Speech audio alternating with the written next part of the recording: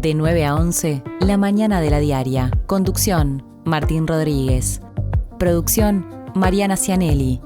La Mañana de la Diaria.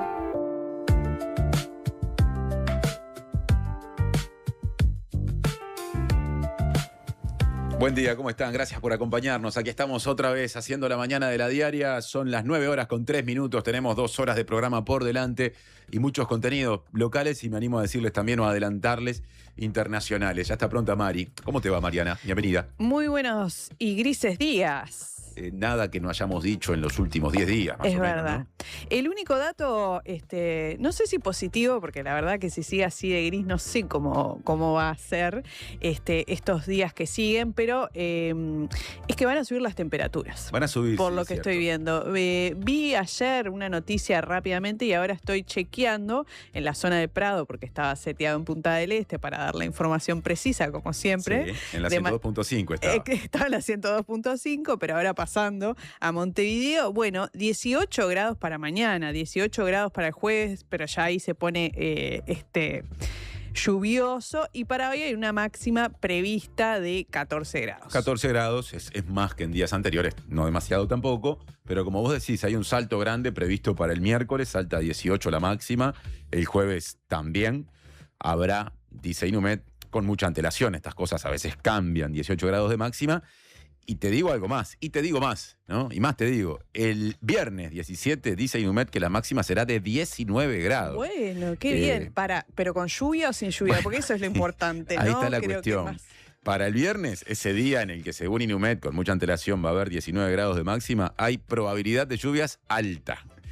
Y para el jueves, día para el cual se proyectan 18 de máxima, el pronóstico, que ahí tiene más detalle porque es un día más cercano, ¿no? Inumet da más detalle a 72 horas para adelante, claro. Y después hay más margen de error. Quizás. Exacto. Bueno, pero para el jueves sí hay cierto detalle y dice que por la mañana va a llover precipitaciones, tormentas, y lo mismo por la tarde. Así que teóricamente se van a combinar días de temperaturas altas para la época con humedad y con lluvia. No sé si es la mejor noticia, la verdad. No, yo intenté dar una buena noticia, pero... Sí, pero bueno, es lo que tiene Julio. Yo vengo hablando del túnel gris. Bueno, al túnel le faltan varias cuadras, me parece. Le faltan, sí. Unos cuantos metros. Estamos empezando este programa cuando son las 9 horas con 5 minutos, hablando del tiempo, desde esta ciudad de Montevideo que ya registra por estas horas el movimiento habitual, ¿no? Se nota que las vacaciones de invierno se terminaron. Terminaron, es verdad. El otro día me comentaba Matías Capek que venía desde 33 el domingo y que para llegar a Montevideo de tarde hubo mucho tráfico. Claro, porque mucha gente... Estaba volviendo de retorno de las vacaciones, que algunos seguían con vacaciones, sobre todo niños y niñas que iban a escuelas privadas, seguían con vacaciones, pero además también se sumaba el Día del Padre, bueno, entonces demoró bastante en llegar, pero bueno, podemos decir que a esta altura ya se están retomando las actividades habituales. Sí, claro, se nota en el pulso, en la calle, digamos, ¿no? Claramente en Montevideo, en la zona céntrica, quedó atrás esa paz que había en las mañanas sobre todo la primera semana de las vacaciones de invierno, cuando coincidía vacaciones, para la actividad privada, que tiene 2 semanas, pero también en las escuelas públicas, liceos, que son los que mueven más gente. Bueno, todo eso quedó atrás, ya se está encarando ese tirón de la segunda parte del año. Nos queda mucho tirón por delante, 9 con 7 minutos.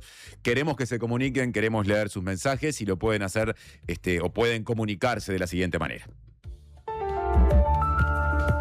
Redes y vías de contacto. Comunicate al 099-891-888.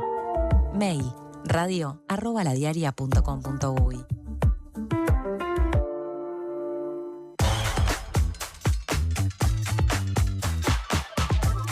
Nueve con 7 minutos, portada de La Diaria correspondiente a este martes 14 de julio de 2026. Se lo ve en la foto principal a Daniel Radío, que es el actual vicepresidente del INISA. La foto fue tomada ayer en el Parlamento por nuestro compañero Rodrigo Viera Amaral, pero da la impresión de que Radío va a cambiar de trabajo, porque dice el titular que Daniel Radío será designado comisionado penitenciario, porque el Frente Amplio, el Partido Nacional y el Partido Colorado decidieron elevar a la Asamblea General su nombre, el nombre de este dirigente del Partido Independiente, para ocupar el lugar que está vacante desde que Juan Miguel Petit dejó justamente la responsabilidad o la función de comisionado parlamentario penitenciario. Está previsto que el próximo miércoles se realice la sesión extraordinaria de la Asamblea General para designarlo.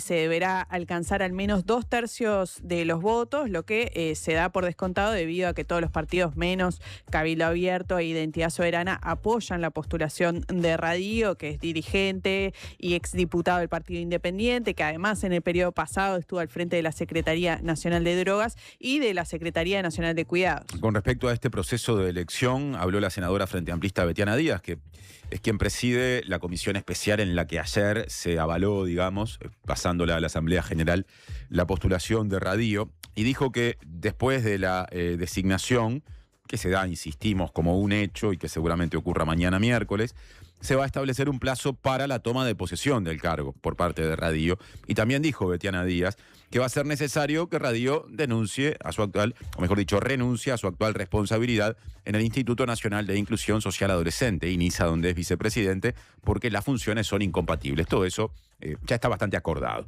Y ahí se va a abrir, digamos, otras, no sé si negociaciones, pero definiciones con respecto al cargo que deja Radío en el INISA también. Es interesante eso que decís. Es importante no solo porque lo deseable es que los directorios de los entes autónomos, los servicios descentralizados, estén completos, sino porque además este fue un periodo que empezó con dificultades políticas al interior del INISA por diferencias que hubo entre el presidente Jaime Saavedra y quien antes ocupó la vicepresidencia, paradójicamente del Frente Amplio, a diferencia de Radío, que es del Partido Independiente, pero que coincide con Saavedra en la visión macro de las políticas hacia la minoridad infractora, y entonces venía trabajando con él, por lo que sabemos, en muy buenos términos, lo que generaba el escenario particular de que en el INISA, si uno seguía por la afiliación política, haya más directores de la oposición que del oficialismo.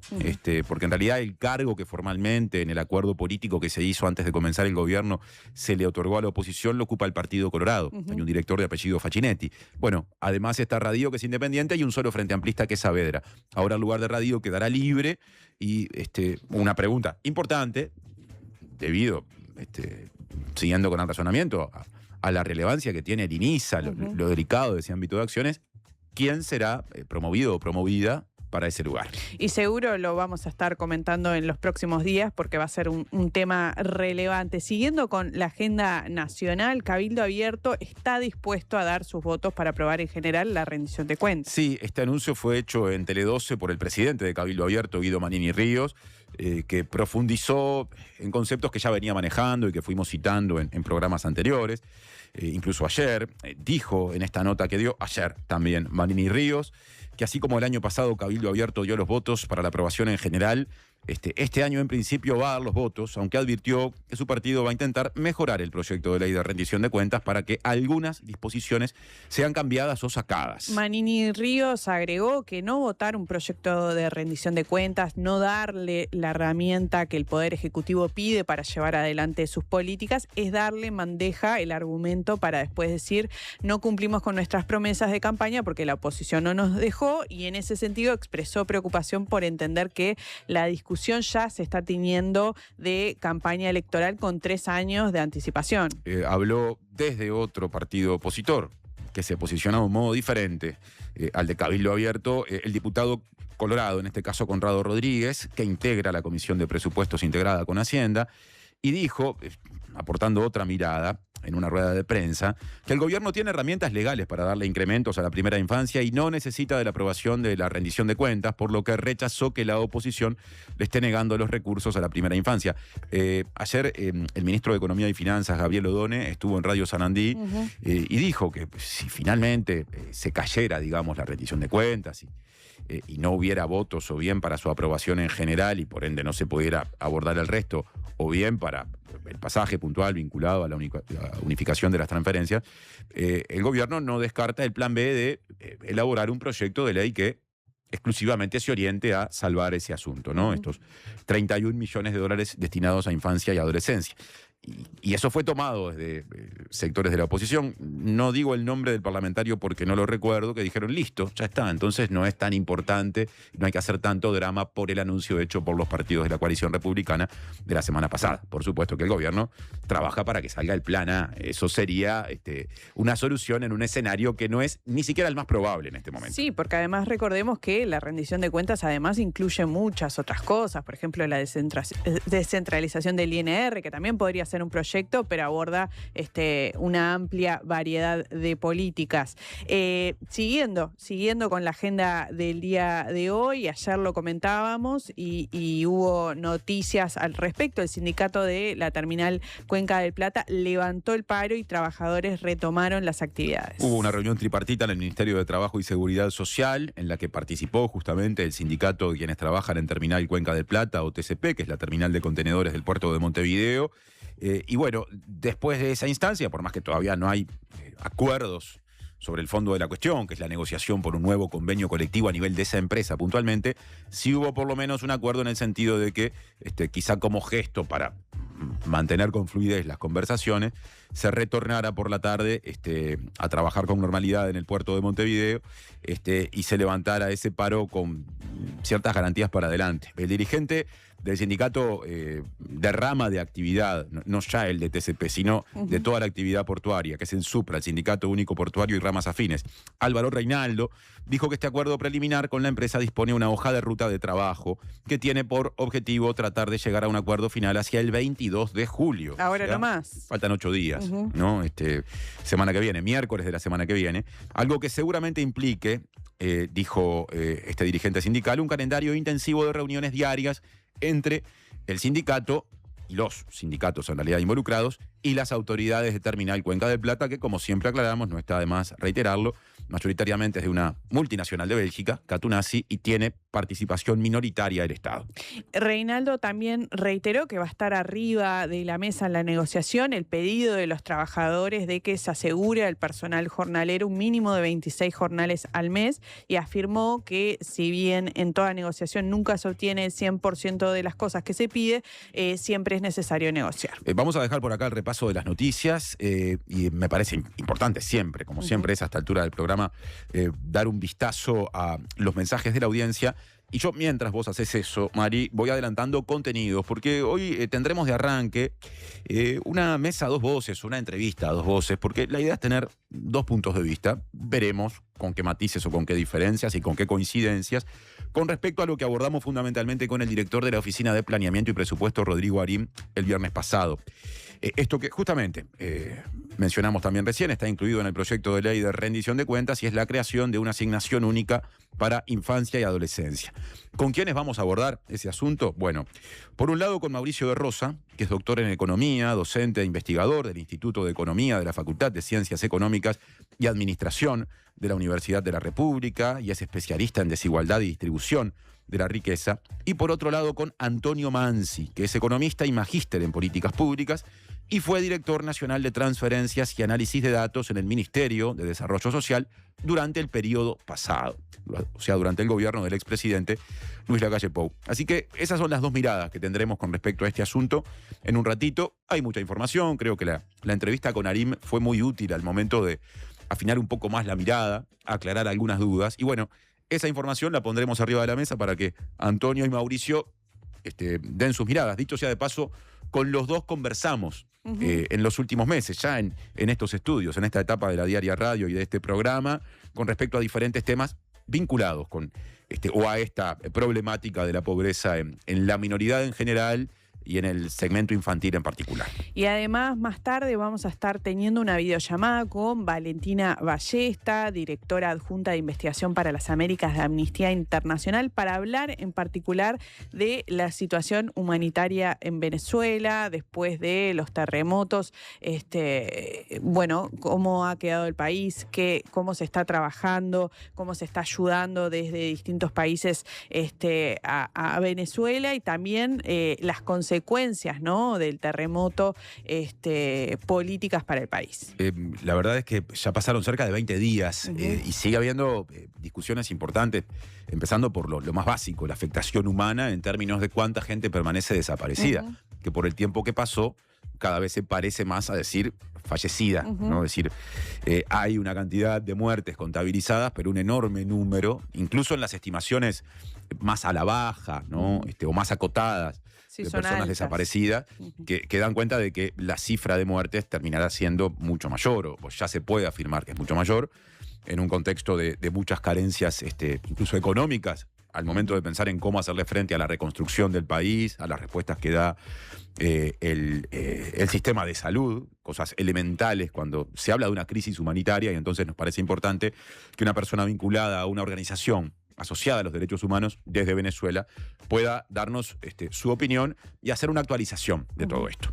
Y pasando a los mensajes que nos llegan de la audiencia, nos dice un oyente: sol y celeste por el este. Mirá vos, el celeste en este mes de julio de Mundial que nos tiene ya hace rato con la ñata contra el vidrio no es una cosa habitual, así que a disfrutarlo, se me ocurre decir. A disfrutarlos. Después nos dice Carmen de La Paz, nos saluda y dice que le encantó el tema musical con el que cerraron ayer, era Cherry Bomb de Runaways, a partir de la votación que hicimos, que vamos a repetir en alguna oportunidad porque nos encanta escuchar lo que tienen para proponernos, por el Día Mundial del Rock. Claro, eso fue ayer.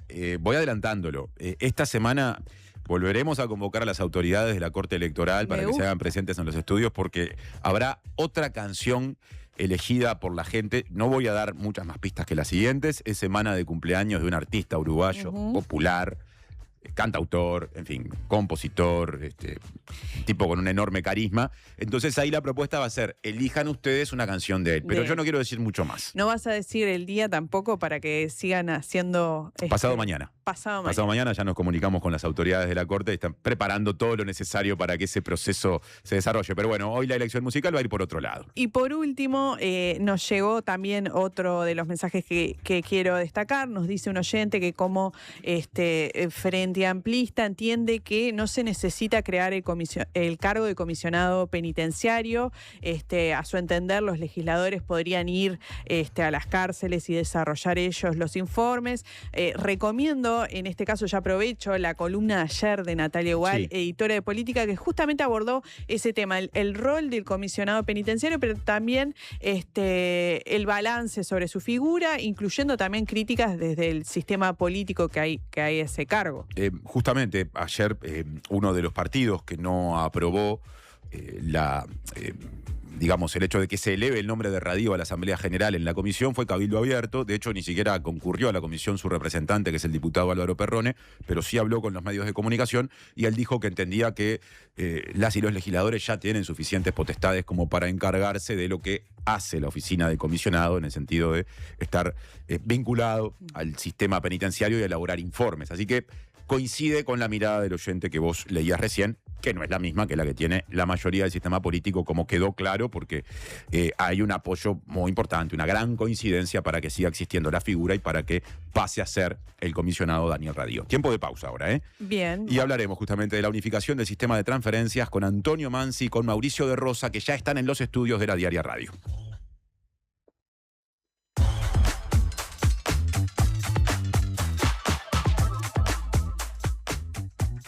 Tu casa es el escenario donde se componen grandes momentos. Y podés comprar del BHU es música para tus oídos. Porque es el préstamo para hogares nuevos y usados que te otorga hasta el 95% de la propiedad que elijas con tasas desde el 3,75%. Informate al 1911 o en bhu.com.uy.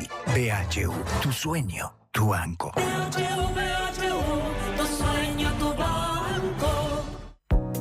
Tenemos una buena noticia. Si tu cédula termina en 7, podés afiliarte a Médica Uruguaya a través de FONASA. Elegir Médica Uruguaya es optar por un sistema de salud que evoluciona con tecnología y un equipo médico de primer nivel comprometido con la salud de los uruguayos. La salud que avanza es uruguaya. Médica Uruguaya. Por más información, comunícate al 2487-4950.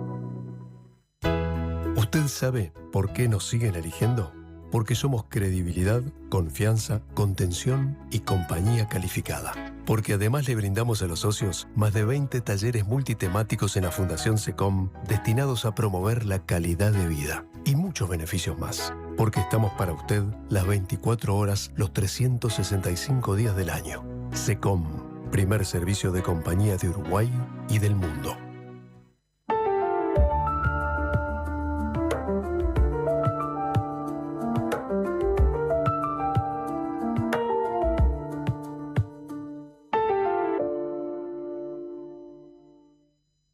La salud visual es un derecho. En Óptica Guzmán te ofrecemos precios populares y productos de calidad. Tenemos descuentos para afiliados a todos los sindicatos. Seguinos en Guzmán Óptica. Visítanos en Colonia 1457 bis, casi Barrio Zamorín, en la parada del ómnibus. Óptica Guzmán. Vení a ver. Siempre hay una librería cerca tuyo y la mejor forma de cuidarla es comprando ahí tus libros.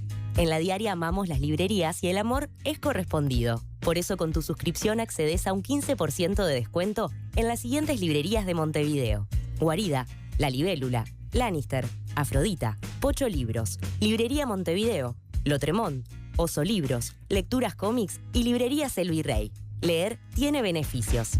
La Diaria. Este año viajá por Uruguay de punta a punta con Red Pagos. Participá y ganá una escapada para 2 personas, todo incluido. Desde Artigas hasta Montevideo. Vos elegís el destino. Registrate en ganarestamacerca.com.uy y suma chances pagando en locales de Red Pagos o en Mi Red Pagos. Red Pagos, más cerca. Ver bases y condiciones en ganarestamacerca.com.uy.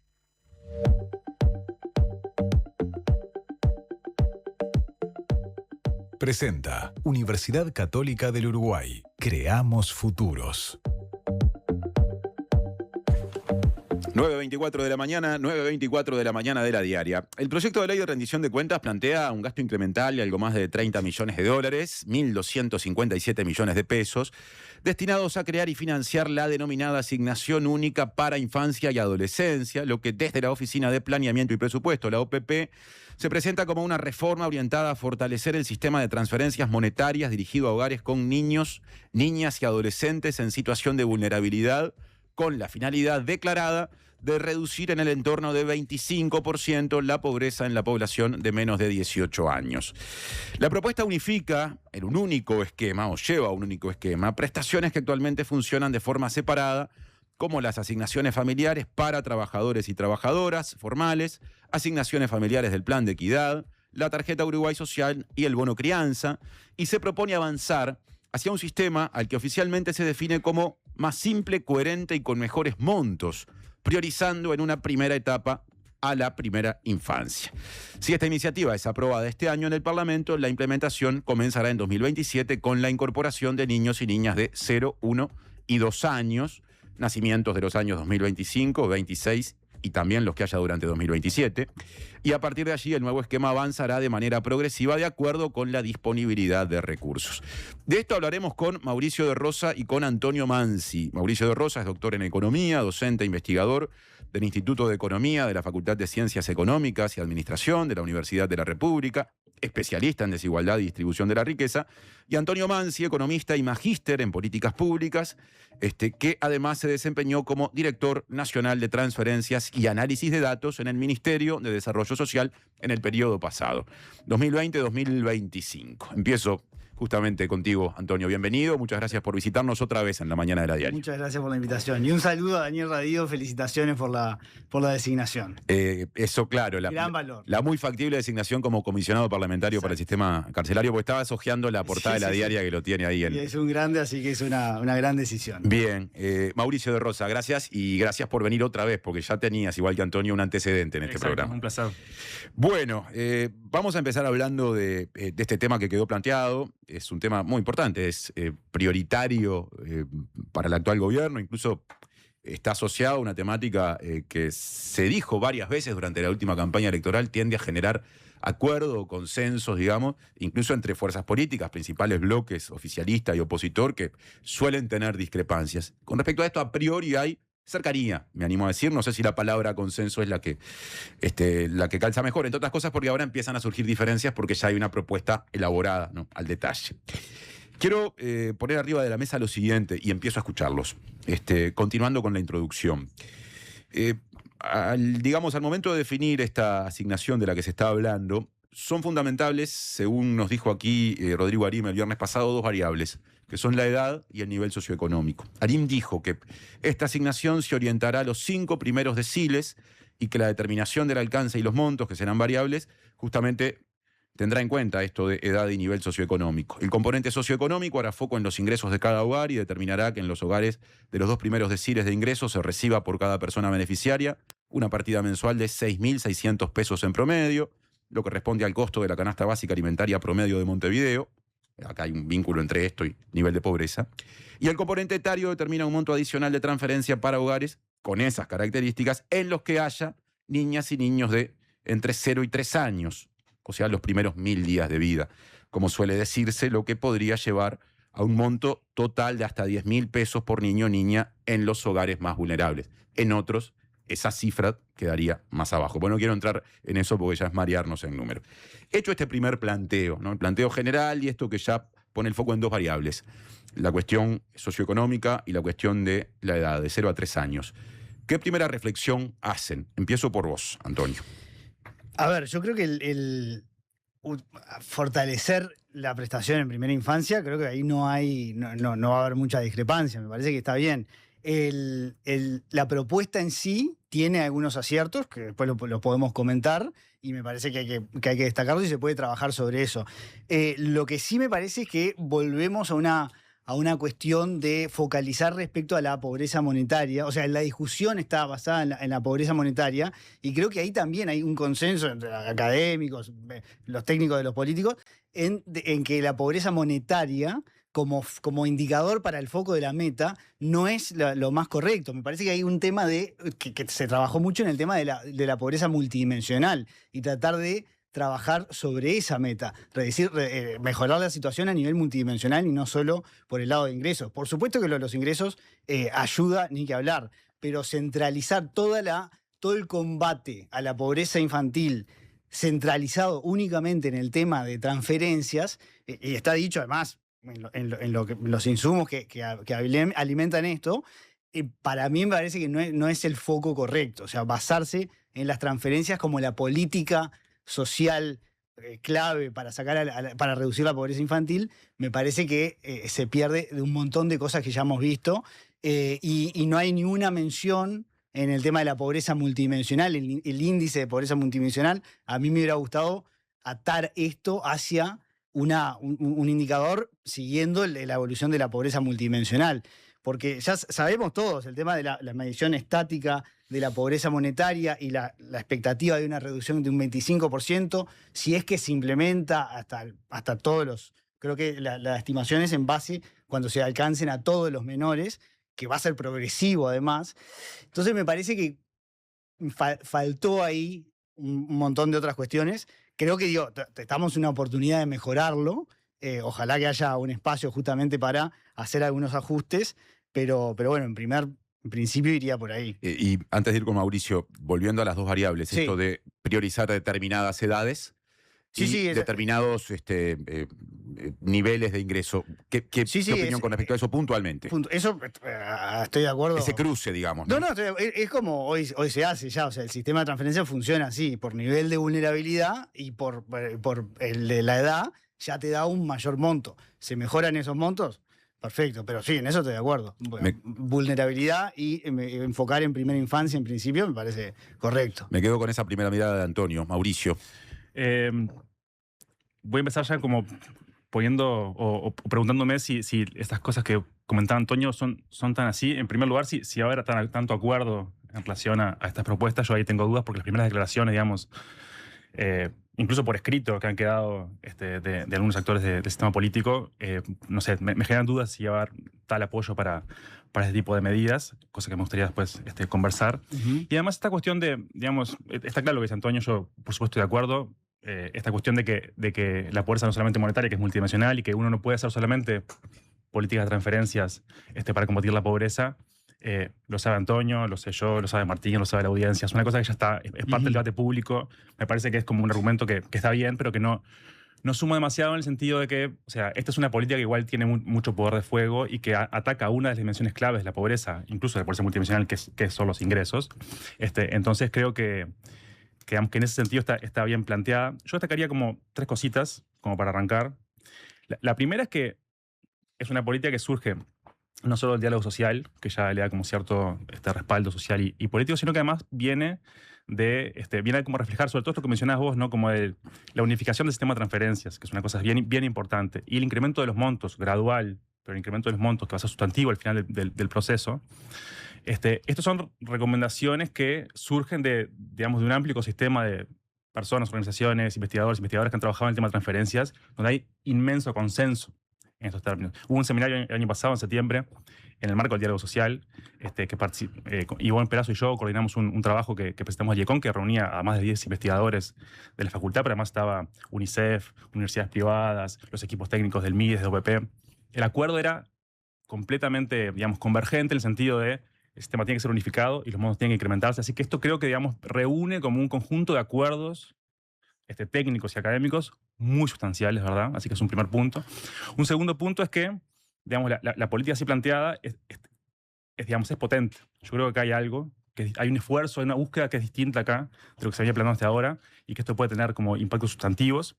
Ahora después lo podemos conversar, pero yo diría, la unificación del sistema es una demanda largamente postergada que ahora se va a intentar implementar, y eso es una cosa muy positiva y muy importante, con limitaciones que después podemos discutir, pero que es muy importante. Y sobre todo el incremento de los montos. Unificar el sistema por sí solo, eso lo mostramos de hecho en el trabajo que coordinamos con Ivonne, unificar el sistema es bueno por muchísimas cosas, pero no por sí solo te mueve la aguja en términos de pobreza. No solamente uno tiene que además incrementar los montos sustantivamente, y esa es la variable clave, para tener un efecto de pobreza. Y acá un apunte, y es que el planteo como está hecho va a pobreza, como decía Antonio, pobreza monetaria, pero no solo. De hecho, creo que una de las virtudes del planteo como está, como se ha planteado en la rendición de cuentas, es que ataca pobreza y vulnerabilidad. O sea, no es una política que esté jugando, me parece, para el indicador, sino que lo que está haciendo es plantear una transferencia monetaria para los primeros 5 deciles, que eso incluye a hogares con niños y niñas en situación de pobreza, pero además hogares que son vulnerables, o sea, hogares que no son pobres. ¿Cuál es la distinción ahí? Hogares que no son pobres, pero que están un poco por encima de la línea, están en riesgo de caer. Y esto es una cosa, es un buen diseño. Un mal diseño hubiese sido focalizar las transferencias monetarias en hogares pobres. Eso hubiese sido muy eficiente desde el punto de vista de cuánta plata uno pone para lograr el mayor efecto del indicador de pobreza, pero no es el mejor diseño de política porque esto es muy fluido y la gente entra y sale de la situación de pobreza y uno tiene que como sostener los ingresos de esta población. Así que yo creo que esas son grandes virtudes de la política, insisto, la unificación del sistema y el incremento de los montos que empieza con este plato fuerte, digamos, del 0 a 3 años ahora, pero que después se va a desplegar hasta todos los menores de edad. Entonces yo creo que ahí hay como unos cuantos elementos que son como bien relevantes. Críticas hay un montón que uno le puede hacer a esta propuesta. Con respecto a lo que decía Antonio de, no atacar la multidimensionalidad de la pobreza o quedarse solo en la cuestión de los ingresos. Vos diste a entender que entendés que hay elementos que sí miran también lo otro. Sí. ¿Cuáles serían? Yo lo decía como en 2 sentidos. Primero, que incluso solamente desde el punto de vista monetario, ataca pobreza, pero ataca vulnerabilidad más en general, que digamos que es una cuestión un poquito más amplia. Lo que explicabas recién. Pero además que, digamos, es un error pensar que las transferencias monetarias tienen solamente efecto en los ingresos de los hogares, como mecánicamente por la transferencia que uno da, porque está, digamos, muy bien documentado, y un trabajo del año pasado de Ivonne Perazo, Andrea Vigorito y Analía Rivero, que muestra, que recoge toda la evidencia de los últimos años en términos de transferencias, y se muestra que hay efectos en reducción del bajo peso al nacer de los niños, hay efectos en la diversidad de la dieta cuando hay transferencias, por ejemplo, la TUS doble, que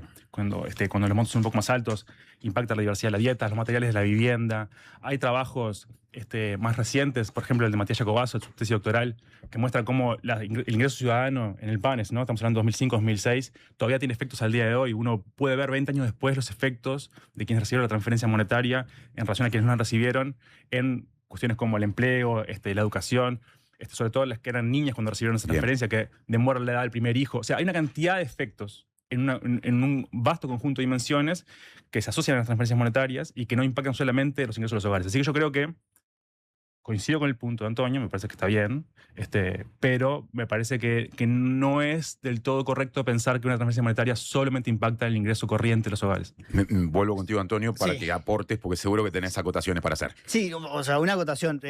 Sin duda, el tema del aumento de la transferencia no es solo que mejora el ingreso del hogar, sino que puede tener otras externalidades positivas. A lo que yo me refería es que como buque insignia para el combate a la pobreza infantil, se decide ir por este camino, pero mismo la exposición de motivos y todas las investigaciones muestran que, por ejemplo, la caída mayor de la pobreza infantil entre el 2006 y 2017, el principal componente que se desglosa es por el ingreso al mercado laboral y los ingresos laborales, como más de un 70%. Es decir, y eso está atado obviamente a la capacitación y al ingreso laboral, ojalá formal y sostenido, de los adultos que están con esos niños en esos hogares de menores ingresos. Entonces, mi referencia iba a eso, que la principal herramienta que estamos usando me parece que no es la mejor, si bien tiene mejoras y externalidades positivas, me parece que faltan las otras cuestiones, como es esto de apoyar activamente el ingreso al mercado laboral, la capacitación. Hemos hablado un montón del tema de la ampliación del CAIF y el sistema de cuidados para 0 a 3, que habilita también a esos adultos que tienen esos niños que puedan terminar sus estudios o ingresar en el mercado laboral. Y hoy ni que hablar la integración mucho más efectiva de los miles de programas que hay en el Estado, que sabemos que es un problema de todas las administraciones, la fragmentación que hay, y que ahí también se pierde muchísima focalización.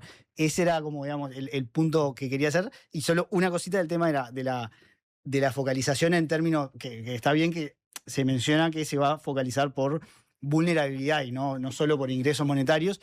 No lo dice ahí, yo calculo que es por el índice de carencias críticas, será por ahí. Pero es por la población a la que quiere llegar. Si tenés Claro. 30.000 niños y niñas por debajo de la línea de pobreza, más o menos. Sí. Acá estamos hablando de más de la mitad de los menores, que son 800.000. O sea, claramente vas a llegar a una población mucho más grande. Ahí va, por eso. De hecho, AFAM Plan de Equidad tiene eso justamente. Claro, no pega solamente en pobreza. 400.000, ahí va, por eso. Como que hoy el sistema está focalizado a través de un índice de carencias críticas que no se enfoca nomás en la pobreza, en el tema monetario, sino en otras carencias del hogar para determinar justamente esa vulnerabilidad. O sea, se mantiene ese instrumento de focalización en la propuesta del sistema unificado. El de ir no por la parte monetaria, sino por, que supongo que es el índice de carencias críticas. No lo dicen ahí, pero calculo que seguramente ese va a ser el instrumento. Los cientistas sociales se miraron y se pusieron, hubo consenso por lo menos al momento de determinar en qué se basa justamente el mecanismo. Sí, que no es menor, porque si el foco es reducir la pobreza en su multidimensionalidad, la herramienta de focalización tiene que estar orientada hacia focalizar en la multidimensionalidad.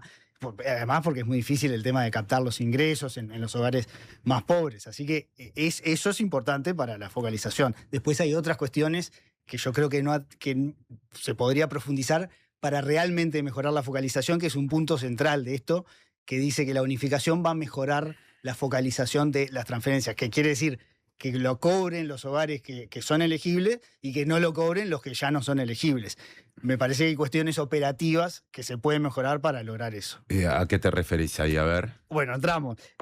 Yo creo que hay los problemas estos de focalización, lo sabemos hace años, se dan, por un lado, por el instrumento que se usa el instrumento estadístico que se usa para elegir a los hogares. Ese horror estadístico va a estar siempre, y cómo lo contrastás contra la encuesta va a estar siempre. Sacando eso de lado, las otras dos fuentes importantes del error de estos errores uno es para el error de los que deberían tenerlo y no lo tienen, es la captación de esos hogares. O sea, cómo estamos llegando a esos hogares que son elegibles pero no están cobrando. Ahí hay un gran punto. Y después está el otro problema, que es la recertificación. Los hogares que lo están cobrando, que capaz que cuando se le dieron la asignación cumplía con todos los requisitos, pero pasado el tiempo mejoraron su situación y ya no le corresponde. Pero no se hace una recertificación de la situación. Entonces ahí tenés hogares que ya no le corresponden y otros que no están llegando. Esas dos patas me parece que se pueden mejorar mucho más con esta propuesta, porque vos podés, por un lado, habilitar que el Estado, con toda la información administrativa que tiene, pueda detectar rápidamente a los que cumplen con todas las condiciones y darles casi que automáticamente la asignación. Eso, hay algo de eso, pero lo deja como una facultad al Poder Ejecutivo y creo que se podría imponer, digamos. Y por otro lado, en el tema de la recertificación, la situación habla de que los que entran, la propuesta habla de que los que entran al nuevo sistema, dentro de un plazo de 4 años, tienen que recertificar. Serán reevaluados, digamos. Reevaluados. Pero solo habla de los que entran en el nuevo sistema y no del stock que tenemos, de los que ya están cobrando las distintas transferencias monetarias. Y ahí yo creo que tenemos oportunidades también para establecer un sistema de recertificación que lo empezamos a hacer en la administración pasada y están todas las herramientas para hacerlo. 2 cosas. Una es un comentario que viene a cuento de lo que decías al final y después iré con Mauricio para pedirle una opinión y cerrar esta primera parte con respecto a lo que mencionabas acerca de cómo hacer más preciso el funcionamiento y la llegada a los sectores que efectivamente tienen que recibir esta asignación. Claro, si esto se aprueba, convivirá un nuevo sistema o funcionarán al mismo tiempo, ¿no? Sí. Un nuevo sistema de asignaciones para una parte de la población que será la de entre 3 y 17 años, el sistema anterior. Eso es importante aclararlo, lo aclaró aquí Rodrigo Arín recientemente. Y con respecto a esto que decía Antonio recién, Mauricio, de capaz que llevar al máximo la precisión en términos de quiénes son las personas, familias elegibles y cómo recertificar. ¿Entendés que hay desafíos o aspectos a mejorar? Sí, ciertamente, esos son temas clave siempre del diseño de estas políticas. Yo creo que cualquier desafío de esa naturaleza va a ser mucho más fácil de abordar con un sistema unificado que incorpore a este conjunto enorme de hogares en una única matriz. Eso lo va a hacer mucho más fácil, corregir cualquier error que hay. De todas maneras, digamos, yo creo que acá la clave es que, digamos, no creo que debamos como centrar la discusión en cómo hacer para que aquel hogar que tal vez no requiere la transferencia si la estamos dando, pero creo que no es ese nivel de detalle, no es la clave acá. Acá la clave es tener un sistema que sea suficientemente amplio, incluso que debería tender a ser universal, para tener a todos los niños y niñas, un conjunto muy amplio de niños y niñas, adolescentes, en particular en este caso en condiciones de vulnerabilidad dentro del sistema, y que reciban la transferencia monetaria escalonada, como está planteado. Yo creo que en la medida que es un sistema suficientemente ancho, digamos, permite hacer eso mejor y estos problemas de focalización que son típicos de cuando uno tiene muchos programitas fragmentados y dispersos, de alguna forma creo que se minimiza en este marco. A mí me parece que la clave del sistema y como está planteado va por otro lado, y en todo caso los riesgos vienen por el lado del despliegue, que tal vez sea demasiado lento, del nuevo sistema. Empezamos con estas tres cohortes, pero después va a tomar, en realidad, si va una cohorte por año, 15 años en llegar a desplegarse completamente. Yo creo que eso es lento y es una crítica que se le puede hacer a cómo está planteado, pero sin dudas, en términos de la cobertura que se propone y del incremento de los montos, yo insisto con esto, los montos son la clave para el efecto en pobreza y más en general en el ingreso de los hogares. El incremento de los montos mecánicamente tiene impacto en reducción de la pobreza y yo creo que estos montos que están planteados, que si bien podrían ser más altos naturalmente, están anclados, como decías, en la canasta básica alimentaria, tiene como un fundamento del porqué y yo creo que los órdenes de magnitud que plantea el Poder Ejecutivo de impacto en pobreza son razonables y creo que esta es una medida, y perdóname, insisto con esto, es una medida que por primera vez en muchos años yo veo que es algo que puede llegar a mover la aguja y solo un apunte con el crecimiento económico que decía Antonio y el mercado de trabajo. Naturalmente, el mercado de trabajo es el gran motor que saca a la gente de las condiciones de pobreza. Claro, en esta caída de la pobreza, vos estás refiriéndote al trabajo de Matías Brum y Juanito Toledo. Sí. La pobreza cae en esencia por crecimiento económico y por mercado de trabajo. Estamos hablando de la recuperación post-crisis y el superboom de los commodities. Claramente ahí el mercado de trabajo va a tener un efecto como una atracción muy grande y las transferencias juegan un rol menor. En este contexto de crecimiento económico bajo y de creación de empleo, pero que es notoria, pero que es modesta, creo que las transferencias monetarias y este nuevo sistema sí van a operar como una fuerza que gradualmente ponga presión hacia la baja de la pobreza y también de la desigualdad. Entonces no me parece nada menor. Ya que estamos hablando de los impactos de mover la aguja, quiero, por más que lo bordeamos, no lo abordamos directamente, volver a esto del número que están manejando las autoridades, no sin matices, contradicciones, que yo por lo menos las terminé de despejar en cuanto a dudas, en los términos de las dudas que yo tenía el día que entrevistamos a Arim el viernes pasado, ¿no? Se habló en algún momento de una reducción del 25% de la pobreza. No quedó muy claro si en toda la franja menor de edad, o sea, de los 17 años hacia abajo, de 0 a 17 años, o solo de 0 a 3. Lo que aquí Arim aclaró fue que se apunta a que esa reducción sea en toda la franja, o sea, de 0 a 17 años de las personas que son menores de edad, pero que por cómo se va a instrumentar esto, primero el impacto llegue a la población de 0 a 3 años, por lo que vinimos explicando. Ayer matizó el ministro de Economía y Finanzas, Gabriel Odone, entrevistado en Radio Sarandí, y dijo que él prefería ser cauto, cuidadoso con el manejo de la cifra, pero habló igual de que puede estar por encima del 20% la reducción. Entonces, y aterrizando esto a pregunta, en función de la herramienta que se piensa utilizar, de esto que se está desplegando, que todavía tiene que ser aprobado en el Parlamento, ¿te parece un objetivo razonable? ¿Puede que se consiga ese objetivo en función de esa cifra, Antonio? Yo no vi cómo hicieron las simulaciones, el modelo, la situación estática, porque se toma una foto, se le agregan, corregime, pero se le agregan los montos y ahí se pasa raya y dice, bueno, si todo más o menos queda igual, sumando esto, se reduciría un 25% de la pobreza monetaria. No lo dicen los cálculos, puede que sea así, pero me parece que ese es el enfoque, me parece a mí, una opinión personal, es un enfoque equivocado, porque después pasan mil cosas, pues si la canasta de alimentos y servicios de la inflación aumenta, ya capaz que esa estimación queda por debajo porque no le alcanzan los ingresos para cubrir esa línea monetaria y quedás abajo en vez de arriba. Volvemos a enfocarnos exclusivamente en una meta de pobreza monetaria, que tenemos planteo como el objetivo que acá se dice, vamos a reducir un 25% la pobreza monetaria. Capaz que hay otras visiones, otras estimaciones, pero hacia afuera esa es como la meta que se están poniendo y me parece que eso es, no solo que es muy difícil, efectivamente se pueda cumplir, capaz que sí, ojalá que sí, sino que es el enfoque equivocado. Por eso insistía en que deberíamos estar guiándonos por el el índice de pobreza multidimensional y ver cómo afectamos eso, que son las condiciones finalmente que permiten a los hogares en sí poder salir y sostener esa salida de una situación de pobreza estructural. Sobre ese comentario me parece que puedo profundizar, pero...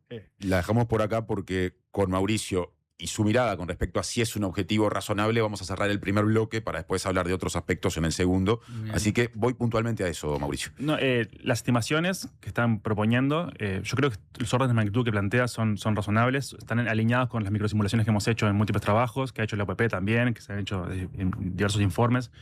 Es lo que decía Antonio, es correcto, son simulaciones que uno hace, que no es una predicción de lo que va a pasar efectivamente, sino que es, bueno, eso, ceteris paribus, y no cambia nada más, que es lo que uno puede esperar de esta transferencia, que es un ejercicio que uno hace contrafactual para ver qué puede pasar. Y yo creo que, digamos, en términos de los efectos que plantean, son los que, seguramente los que dicen. Lo cierto es que no creo que sea el objetivo de la política, si bien se manifiesta así como cuando se discute en la discusión pública. Si el objetivo de la política fuera mover el indicador de pobreza, hubiesen hecho una transferencia, ni siquiera a los pobres, a los hogares que están cerca de la línea, para sacar una cantidad de gente de la línea de pobreza, mover mucho el indicador, es mucho más barato y mucho más marketinero. Creo que acá la propuesta es otra, es como justamente transferir ingresos a un vasto conjunto de población pobre y vulnerable, o sea, gente que está por encima de la línea de pobreza, para sostener esos ingresos y evitar que caigan en situaciones de pobreza monetaria, asumiendo que esto igual, insisto con esto, tiene efectos en otras dimensiones, muchas de las cuales se recogen en el índice de pobreza multidimensional, y asumiendo además que, obviamente no puede ser la única política, porque de hecho no es la única política que existe en el Estado, digamos. Creo que sí era importante, era necesario, estaba largamente postergada una reforma como esta, que yo coincido con el Poder Ejecutivo, que es la reforma más importante de los últimos 20 años, el sistema de transferencias, que me gustaría después ir como a las críticas de esto, pero que hay muchas, pero que es una reforma muy potente y que va, yo creo que es lo primero que veo en mucho tiempo que puede llegar a mover la aguja. Yo quiero cerrar el bloque y vos haces comentarios y Antonio hace algún gesto y yo tengo sí o sí que cerrar el bloque. Así que en todo caso, vamos a la pausa ahora y a la vuelta le damos cierre a esta cuestión y pasamos a otros temas muy importantes que no abordábamos, como las condicionalidades, la forma de hacer llegar esta asignación a las personas. Ahí se despliegan una serie de posibilidades, por más que todavía esto no está afinado, entre otras cosas porque está sujeto a negociación política, Claro. ¿no? Y puede haber cambios. Y eso es muy importante también. Ya venimos. Presentó Universidad Católica del Uruguay. Creamos futuros.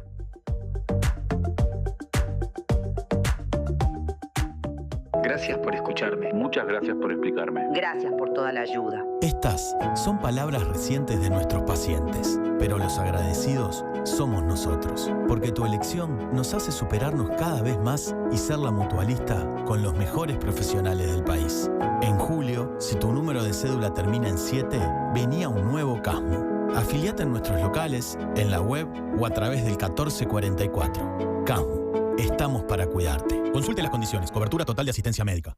Chacra La Martina, donde todo lo bueno sucede. Eventos, celebraciones sociales, empresariales, restaurante y salón de té. Además, hospedaje con ricos desayunos de campo a 20 minutos del centro. La Martina, al oeste de la ciudad. Seguinos en redes. Desarrolla las habilidades que estos tiempos exigen y transforma cada desafío en una oportunidad. La Escuela de Posgrados de la UCU te ofrece maestrías en Educación, Salud, Políticas Públicas, Ciencia de Datos y Estudios Organizacionales. Escuela de Posgrados de la Universidad Católica del Uruguay. Un mundo de oportunidades. Estas vacaciones de invierno, ir al Solís es un gol. 7 espectáculos para divertirte y disfrutar en el Teatro Solís. 1930, Misión Futuro de Ruperto Rock and Roll. Las 4 estaciones de Vivaldi. Alfombras mágicas y las bichipelotas. La máquina del tiempo. Agua. El faro del fin del mundo. Y alfombras mágicas de paseo. Del 27 de junio al 12 de julio. Entradas en venta en Ticantel y boletería del teatro. Teatro Solís, Intendencia de Montevideo.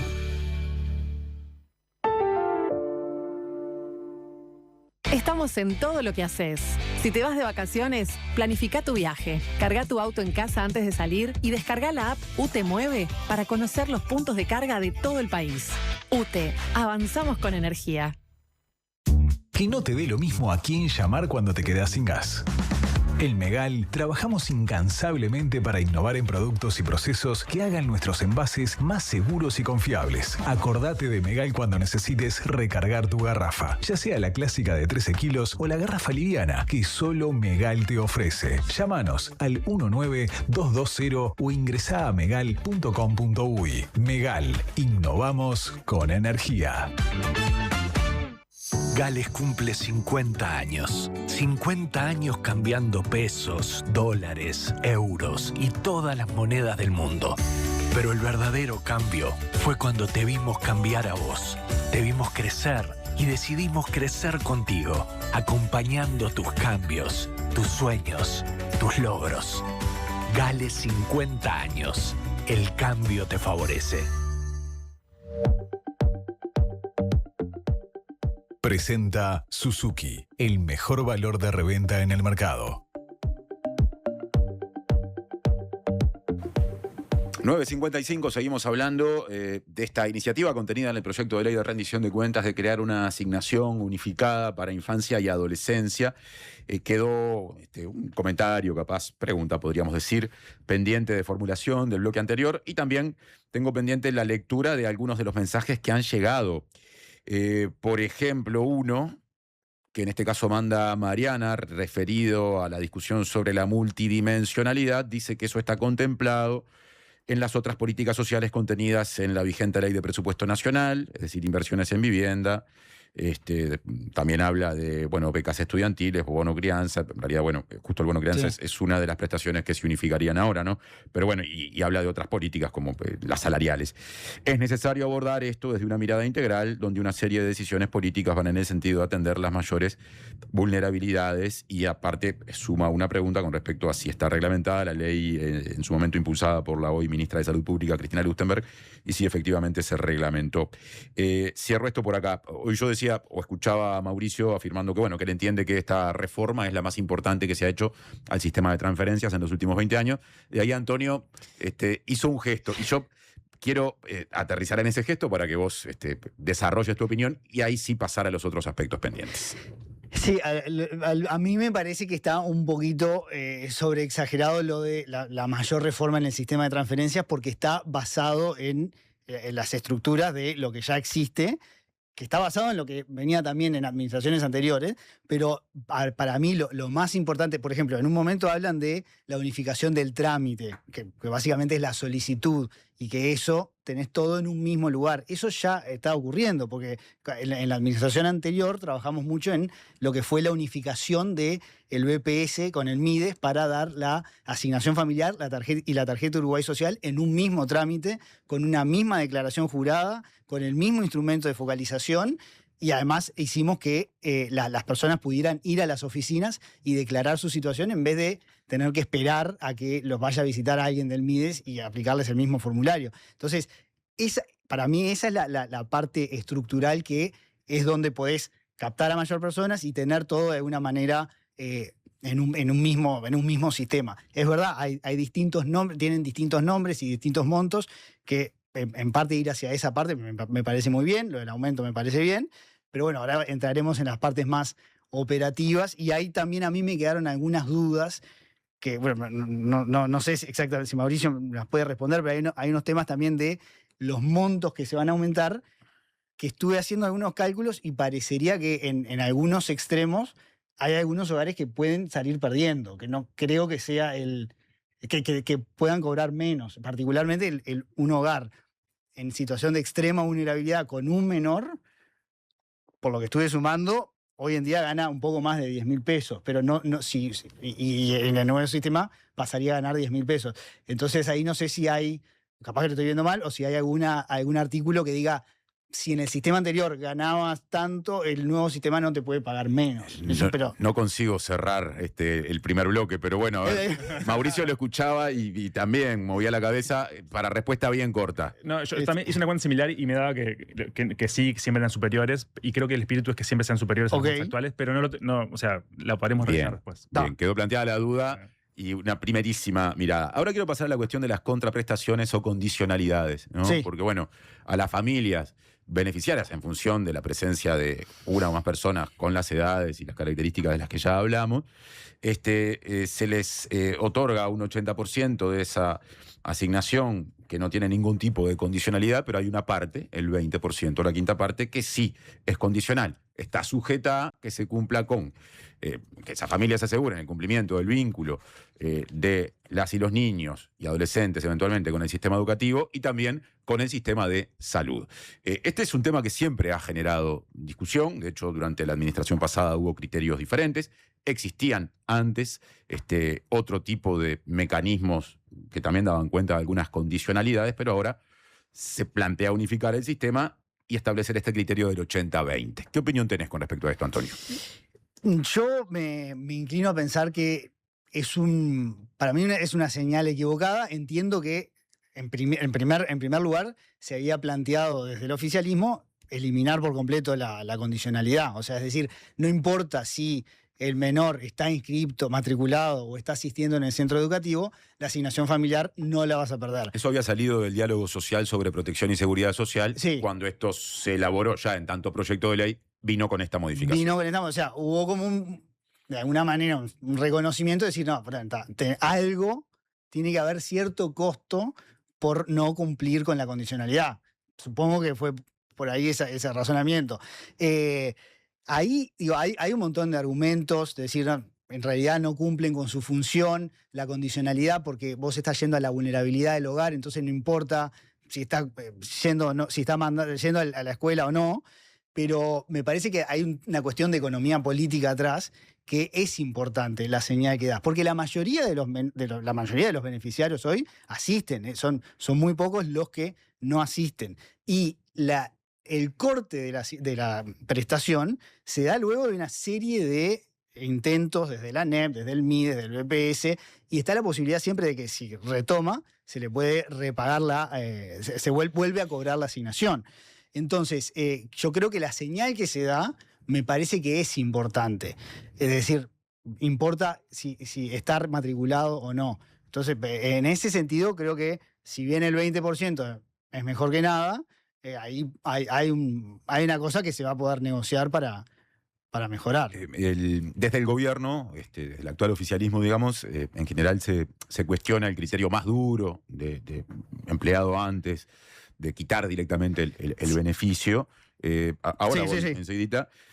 Lo que se dice es que, a ver, que en el último periodo hubo una cantidad importante de desvinculaciones del sistema educativo y que cuando, justamente como consecuencia de la aplicación de la sanción, y que eso no generó en la gran mayoría de los casos el retorno, y se advierte ahí sobre, si no me equivoco, así lo definió aquí Arim, el riesgo de desconexión, que finalmente tenga gente no solo con menores ingresos y por ende viviendo en condiciones de mayor vulnerabilidad o pobreza extrema, sino además todos los problemas que conlleva no concurrir a clases y eventualmente no tener vínculo con el sistema de salud. ¿Entendés que ahí hay un problema de aplicar criterios duros? No, a ver, el criterio no se aplicó un criterio duro de decir no matriculaste, te corto. O sea, se siguió un proceso de se le avisa a la población, hicimos un nuevo sistema donde se le mandaba un mensaje. O sea, se hicieron distintas. Con la NEP hay una unidad que era de protección de trayectorias educativas, que le compartíamos la información de los que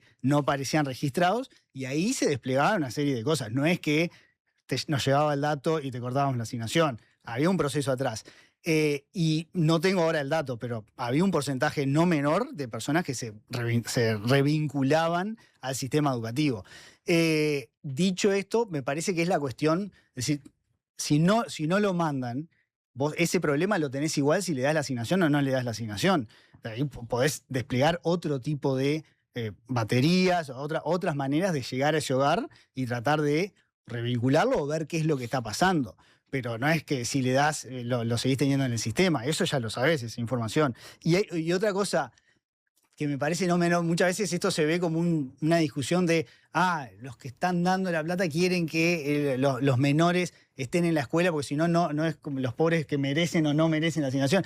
Pero cuando hay un estudio también donde se evalúa a los propios hogares beneficiarios que reciben la asignación y se les pregunta, ¿a usted qué les parece esto de la condicionalidad? Hay un porcentaje muy alto, creo que más del 80%, que dice, me parece que es razonable que se le pida que estén matriculados y que estén yendo a la escuela. No, a mí me suena que no me parece una discusión que no... ¿Qué es lo que esperan que responda? A ver, Mauricio. Antonio decía recién que no le parecía una buena señal. Estás un poco solo en eso, que no te parezca una buena señal. En este seminario de transferencias que hubo, sí, están toda la comunidad de investigadores e investigadoras en estos temas, pero Universidad de la República, universidades privadas, UNICEF, el BID, una cantidad de gente.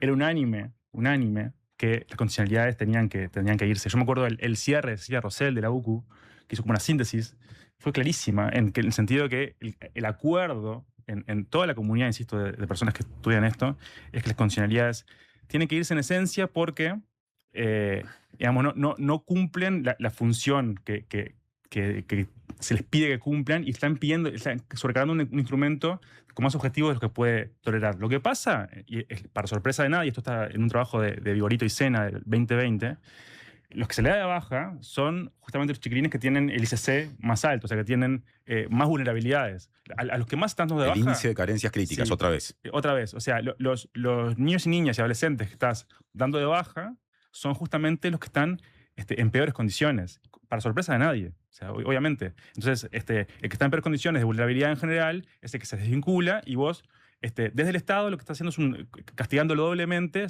quitándole la transferencia. Una cosa que es una ridiculez es pedirle a un instrumento de transferencias monetarias, que ya da bastante, un resultado adicional. Esto tiene que ir por otro lado, por el lado de las becas, la que buteaba, por ejemplo, o otro tipo de instrumentos para vincular o mantener vinculados a los chiquilines en el sistema educativo. Así que me parece que en todo caso la crítica que se le puede hacer a la propuesta como está establecida es que mantiene. O sea, vos tenés una mirada crítica del 80-20. Del 80-20, o sea, yo entiendo que esto se incorporó no por voluntad ni de los proponentes de la ley, ni claramente de la comunidad, del ecosistema de personas que trabajamos en esto, sino justamente previendo un cálculo político y de negociación en el Parlamento. Solamente por eso. Es para satisfacer los prejuicios de algunos legisladores para ver si esto se puede aprobar. Pero en realidad no hay fundamentos muy claros en torno de por qué uno debería mantener las condicionalidades. Yo igual, el 80-20 lo puedo entender, digamos, ¿no? O sea, como ciudadano entiendo que hay una negociación política por delante y que que puede ser razonable como fórmula para mantener algo de condicionalidad, pero sin que sea un criterio tan duro, como que se aplicaba en periodos pasados, pero que se empezó a aplicar antes, en 2013 fue que se empezó como a endurecer realmente. Ahí sí se aplicó duramente la caída de niños y niñas y adolescentes por no cumplimiento de condicionalidades, especialmente las educativas. Ha habido varios momentos, como de más dureza, menos dureza. Yo entiendo que esto es una formulación que puede generar más consensos, y por ese lado creo que la economía política, como decía Antonio, puede ser favorable, y que es mejor esto que lo que tenemos ahora. No es lo que me gustaría, y creo que no es lo que le gustaría al conjunto de personas que estamos como trabajando en esto. Antonio, ¿algún complemento? Porque Sí, ahí no, hubo críticas. Yo insisto en la cuestión de, más allá de lo que pueda plantearse a nivel técnico, que hay argumentos, pero también hay argumentos del otro lado. Puede haber un mayor consenso sobre alguna evidencia de que la transferencia no cumple con esto, pero hay que, si salimos un poco del círculo de los académicos que estudian y se escucha un poco lo que te dice la gente, la sociedad, y lo que representan también los políticos, porque no es solo, eventualmente, si fueran perjuicios, no son solo los perjuicios de los políticos, sino... Es lo que representan, pero también lo que cultivan, las narrativas que proponen, también está estudiado. Sí. Y es muy embromado, digamos. Hay una narrativa que se cultiva y que ahora reaparece increíblemente. Parece una discusión de 2005 esta. Reaparece con unos argumentos a ras del suelo realmente. Pero lo que digo es que también generan que, por ejemplo, los beneficiarios sientan que tienen que responder que, sí, yo la verdad que debería... A ver, Antonio, ahí. No, lo que digo es que también la otra narrativa también tiene sus riesgos. De decir, mira, antes te dábamos la asignación, pero le pedíamos a los hogares que cumplan con el mandato legal de enviar a los menores a la escuela y que vayan al liceo. También es una narrativa peligrosa. Decir, no, sacamos esa condicionalidad, en realidad no importa si van o no, porque hay otras herramientas donde podés identificar a estos hogares o a estos menores que no están en el sistema educativo, que a todos nos importa que puedan culminar sus ciclos y habilitar otro set de baterías. Por eso digo, me parece que también esa otra narrativa de decir, sacamos las condicionalidades, es una señal equivocada para la amplísima mayoría que sí está haciendo muchísimos esfuerzos para poner al niño en la escuela, para empujar al otro que vaya al liceo, etcétera, que hay miles de problemas, y es verdad que hay un montón de los que están en una situación más vulnerable que nos llegan por otras cuestiones, pero ahí es donde podemos atacarlo con otras políticas, y eventualmente, si se revinculan, que es toda la idea, poder retomar esa asignación. Bien. Digo, es un debate muy interesante. Bueno, quedó planteado el debate porque acá claramente es donde me parece que han aflorado más diferencias, por más que antes en todo el otro capítulo las hubo también, pero yo tengo todavía dos ejes o dos temas muy puntuales para plantearles ya en los 10 minutos finales.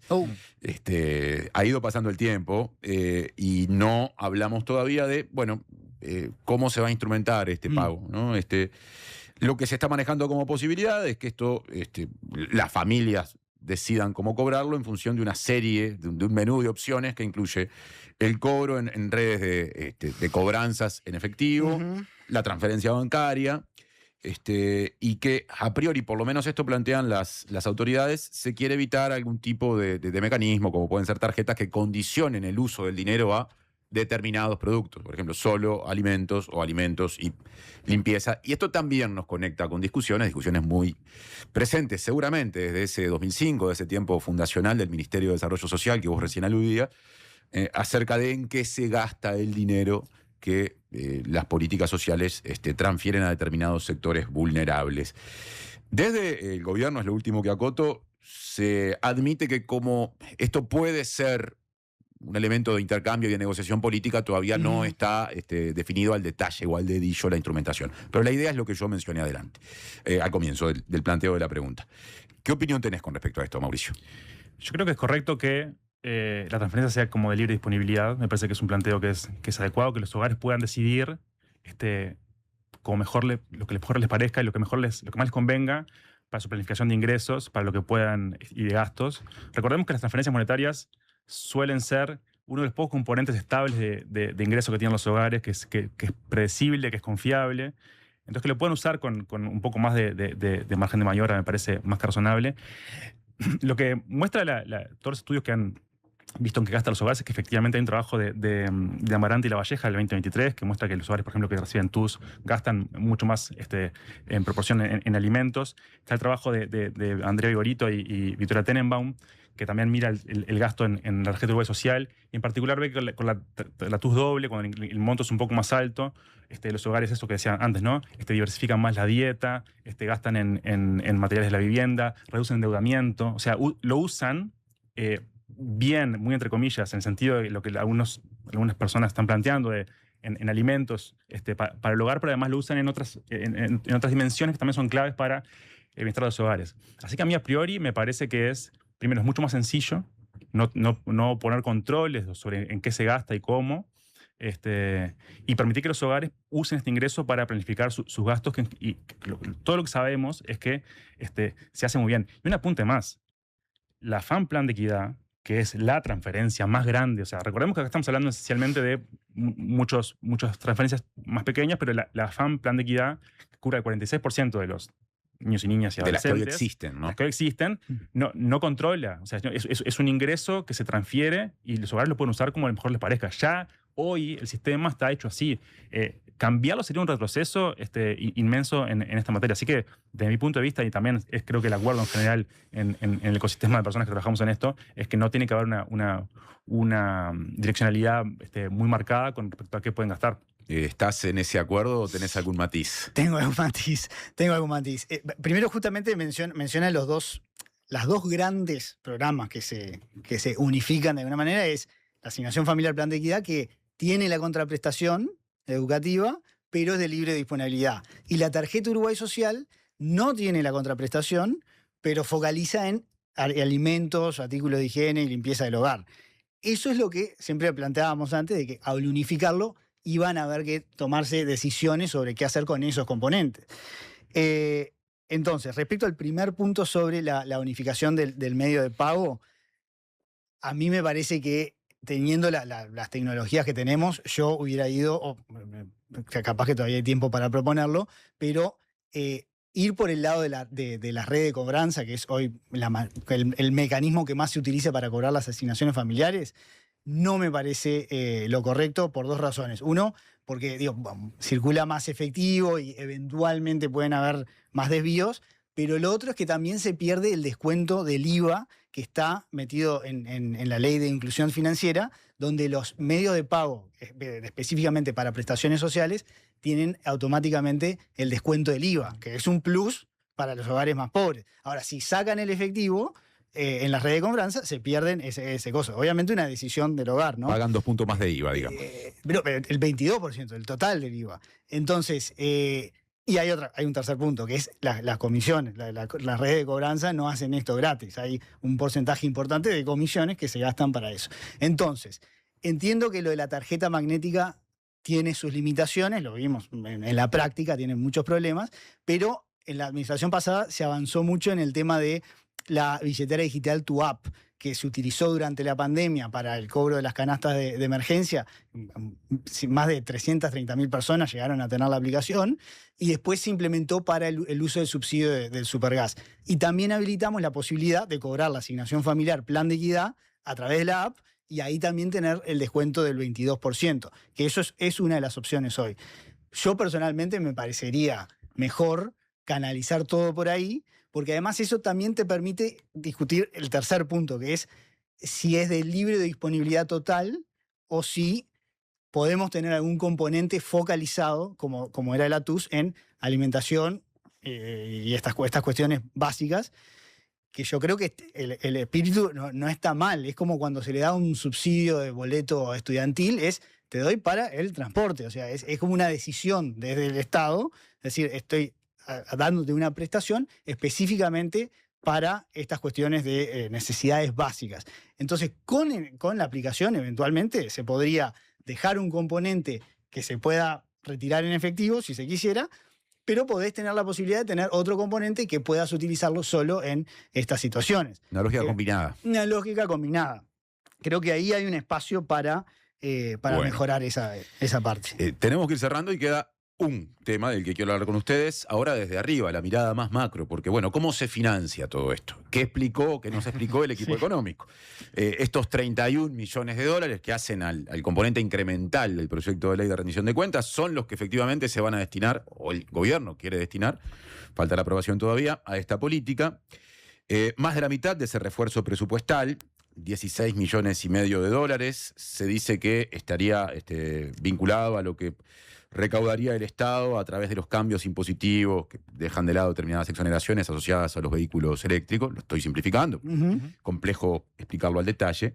Y otra parte, un poquito menos de la mitad, de proyecciones de aumento de la recaudación por concepto de algunos de los cambios tributarios hechos a través de la vigente Ley de Presupuesto Nacional aprobada el año pasado, fundamentalmente la recaudación del impuesto mínimo global que pagan determinadas multinacionales, que empieza a partir de este cambio a recaudar Uruguay a partir del año 2027 y de otros cambios tributarios que hubo. ¿Qué les parece? Vos sos, Antonio, economista, y vos, Mauricio, son doctor en economía, ¿no? Digo bien, bueno, voy con el economista entonces primero. ¿Qué te parece esta solución para encarar el desafío fiscal de poner estos recursos arriba de la mesa que encuentra el gobierno? La verdad no es mi área de expertise, soy economista, no es mi área de expertise y sé que Mauricio se profundizó mucho en ese tema. Me parece que hay hay una parte de reasignación de dónde salen esos fondos, que creo que ese es el camino, seguir reasignando cuestiones que no agregan valor o que no son tan prioritarias como esto de la primera infancia. Entonces, me parece que ese debería ser el camino. O sea, seguir buscando en las líneas escondidas en el presupuesto cuestiones que realmente puede ser bueno, puede estar positivo, pero cuando el gobierno tiene que priorizar en dónde es que quiere destinar esos recursos. Y me parece que ese camino de sacar, por ejemplo, vacantes, no renovar vacantes y cambiar de un lado al otro donde no vale la pena, me parece que es ese camino más correcto. No aumentar impuestos. Me parece que no estamos en una situación económica para ir por ese camino, pues sabemos que va a ser de desaceleración, pero eso me parece. Y que también le da ese espacio para negociar con la oposición, ¿sí? que no quiere ir por ese camino. Entonces me parece que la reasignación interna es el camino para financiar esto. Mauricio, tenés 2 minutos. Es que no preguntes por financiamiento, yo tenía una idea y al gobierno no le gustó. Espero que la indirecta haya quedado clara, tenés 2 minutos. Al gobierno no le gustó mi idea. Yo coincido con Antonio que siempre hay que como ver digamos, hilar fino y ver que se puede reasignar. Eso siempre es un ejercicio que hay que hacer permanentemente. Yo de todas formas creo que, digamos, si se le puede criticar algo a la propuesta es que, como decía antes, ¿no? El despliegue es muy lento y que con mayor financiamiento, con mayor poder de fuego en términos presupuestales, el despliegue puede ser mucho más rápido y por lo tanto el impacto mucho mayor porque, insisto, es un buen sistema. Entonces, yo creo que el planteo, como está hecho, responde, digamos, a las restricciones presupuestales que el Poder Ejecutivo planteó. En ese sentido, digamos, es consistente. La impresión que tengo es que un esfuerzo adicional en materia, por ejemplo, tributaria, hubiese permitido más espacio para que este sistema se desplegara más rápidamente y eso hubiese sido algo muy positivo. Así que desde ese punto de vista, yo diría, es un planteo que es como que entra en los preceptos que el Poder Ejecutivo ha planteado y busca un espacio fiscal adicional para poder implementar esto, que creo que es algo valorable. Yo insisto con esto. Las propuestas que estaban hasta ahora arriba de la mesa, me acuerdo, por ejemplo, esto del incremento del bono crianza en 50% para los hogares que tengan TUS doble, que era como la focalización de la focalización. Esas cosas estaban bien, pero no movía la aguja, como no movía la aguja las políticas implementadas en el periodo pasado y en el anterior tampoco. Esta es la primera vez que yo veo mucho tiempo que hay algo que puede realmente tener un impacto y me parece que todo esfuerzo fiscal que se haga para fortalecer este nuevo sistema y sobre todo para acelerar su implementación, su despliegue, digamos, en cohortes de niños más grandes, va a ser positivo y va a tener un impacto sustancial y rápido en materia de pobreza monetaria y no solo. Gracias, Mauricio, por la visita. Un placer. Muchas gracias, Antonio, por la visita también. Muchas gracias por la invitación. Y gracias porque, bueno, discutieron escuchándose, que no es algo que ocurra todo el tiempo, sentados muy cerca, no hubo ninguna necesidad nos tiramos el vaso por la cabeza. Se valora mucho. Hasta la próxima. Gracias. Muchas gracias. Tiempo de pausa. Ya vendrá Mariana Cianelli y después nos contactaremos con Venezuela para que desde Amnistía Internacional ustedes puedan tener una actualización de la situación posterior a los terremotos de fines de junio. Presentó Suzuki. Tu nuevo auto ya tiene un comprador.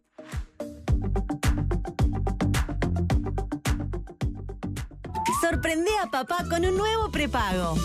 Con una recarga de 290 pesos o más, tiene 300 gigas por 3 meses y se puede llevar su nuevo celu financiado hasta en 24 cuotas. Antel, el futuro, lo creamos juntos. Desde hace 30 años, el Centro de Capacitación de Fundación Itaú forma profesionales que aportan valor a la sociedad uruguaya en el campo de la cultura. Comenzá a formarte en agosto en Gestión de la Producción Artística, una capacitación a distancia, intensiva, ágil y práctica que te permitirá proyectar tu futuro laboral en las industrias culturales. Próximo comienzo, 6 de agosto. Cupos limitados. Más información en www.fundacionitaú.com.uy. Fundación Itaú. 30 años gestionando cultura. Ártico y Lecker presentan la promo Frisados del mes. Durante todo julio bajamos los precios de estos productos. Helado Lecker, 1 litro. Milanesa a la romana. Barritas de mozzarella. Arrolladitos 300 gramos. Ártico y Lecker, juntos en los Frisados del mes. Distribuyen Canelones Costa bajo cero. 4376-1640 o 095-235021. Promoción válida durante el mes de julio de 2026 para los productos seleccionados y hasta agotar stock. Nuestro periodismo hecho radio. 97.9. La Diaria Radio. ¿Usted sabe por qué nos siguen eligiendo? Porque somos credibilidad, confianza, contención y compañía calificada. Porque además le brindamos a los socios más de 20 talleres multitemáticos en la Fundación SECOM destinados a promover la calidad de vida y muchos beneficios más. Porque estamos para usted las 24 horas, los 365 días del año. SECOM, primer servicio de compañía de Uruguay y del mundo. Durante mucho tiempo pensamos que la salud era solo el cuerpo, pero para estar bien es mucho más que eso. Es dormir tranquilo, es poder hablar con alguien cuando algo te pasa, es pedir ayuda cuando la necesitas. La salud mental importa, y tener un lugar donde te escuchen y te acompañen hace la diferencia. Cuidarse es animar a decir, no estoy bien, y saber que del otro lado hay alguien que te escucha. En el Círculo, la salud mental hace la diferencia. Si tu cédula termina en 7, afíliate vos también al Círculo durante todo julio. Llama ahora al 1870 o en circulocatólico.com.uy. En el Círculo, estamos con vos. Cobertura total de asistencia médica.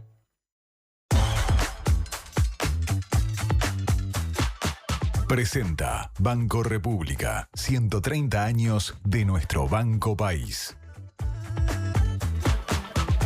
10:24 de la mañana de la Diaria, música de noticias, segundo 50% del programa, ya que hablamos tanto de porcentajes durante la doble entrevista, intercambio que tuvimos hace un ratito. Les contamos que el Frente Amplio buscará introducir en el proyecto de reforma del Código del Proceso Penal los planteos de colectivos que se han preocupado especialmente por la situación de las víctimas. La Comisión de Constitución del Senado, que estudia el proyecto de ley de reforma del Código del Proceso Penal, elaborado por el Poder Ejecutivo, recibió a varias organizaciones feministas que reclaman por derechos de las víctimas. Las organizaciones en concreto presentaron un informe titulado El Estado contra las Víctimas, que fue redactado por la abogada Soledad Suárez, que asesora a la Asociación de Familiares y Víctimas de la Delincuencia. La Diaria habló con la abogada Natalia Fernández, que es coordinadora de la Red Uruguaya contra la Violencia Doméstica y Sexual, y dijo que en lugar de avanzar hacia permitirle a la víctima tener autonomía dentro del proceso penal, el proyecto de ley va en sentido contrario. La senadora del Partido Nacional, Graciela Bianchi, adelantó que el tema de las víctimas va a ser uno de los más discutidos sobre la reforma del Código del Proceso Penal, según consta en la versión taquigráfica de la sesión a la que accedió la Diaria. La senadora del Frente Amplio, Constanza Moreira, dijo que se trata de una reforma grande y mencionó que hay otras iniciativas presentadas por la Asociación de Abogados Penalistas y del Colegio de Abogados del Uruguay para tener en cuenta. Moreira dijo que antes de que se vote en comisión la reforma, se le va a dar una atención especial a estos planteos que estuvieron arriba de la mesa ayer y se va a tratar de introducir algunas de las modificaciones que estaban reclamando. Cambiamos de asunto porque la Fiscalía advirtió que personas personas que trabajaban en el residencial que fue allanado en los últimos días y en el que se constató que había una cantidad de personas mayores absolutamente vulneradas, buscaron evitar el ingreso de la policía justamente a ese recinto cuando se hizo el operativo que terminó constatando la situación que allí se daba. Y repasemos lo que sucedió a nivel judicial. La jueza en lo penal, Viviana Galleto, imputó con prisión a una mujer de 49 años y a otra de 46, ambas responsables de residencial ubicado en Comercio y Mateo Cabral en La Unión. Allí fueron encontrados 22 personas adultas mayores que estaban encerradas y en estado de abandono, algunos con síntomas de deshidratación y otros con desnutrición. Recién Mariana mencionó el nombre de la jueza actuante. Bueno, la fiscal actuante, Silvia Lovesio, calificó de paupérrimas las condiciones en las que estaban encerradas esas 22 personas, en su mayoría con deterioro cognitivo y problemas de movilidad. Y según el relato de la fiscal, las responsables del residencial recibían a las personas familiares en otro local, una especie de fachada ubicada en Comercio y Mateo Cabral, donde había condiciones adecuadas para el cuidado de personas mayores, pero una vez que estas personas ingresaban, eran trasladadas a otra casa ubicada a una cuadra que no tenía ningún cartel identificatorio, donde no había acceso a cuidados elementales. Los familiares de las víctimas declararon que en ningún momento les informaron que había otra casa, por lo que suponen que cuando concretaban las visitas, que siempre eran con coordinación previa, sus familiares después eran trasladados a este otro local donde los tenían. Ahí mencionaste un dato clave, que mucha gente que conoce este asunto, el asunto de cómo funcionan los residenciales o los establecimientos de larga estadía para personas mayores, en las últimas horas tomó con el reflejo y el conocimiento propio de quienes tienen una vinculación directa con estos asuntos. Y han insistido, han subrayado en lo siguiente: nunca se debe aceptar la condición de agendar previamente una visita cuando se trata de ir a ver a alguien, supongamos una persona de la familia que está en un residencial. Es decir, cuando los residenciales, ese tipo de establecimientos, funcionan adecuadamente, la persona que quiere visitar puede hacerlo a la hora que lo desee, ¿no? Allí hay una persona que es de su familia, no hay determinada normativa, esto tiene que ver hasta con los derechos, con las libertades. Entonces, a partir de lo que pasó en este residencial de La Unión, queda claro que siempre ese tipo de condición debe verse como algo por lo menos sospechoso.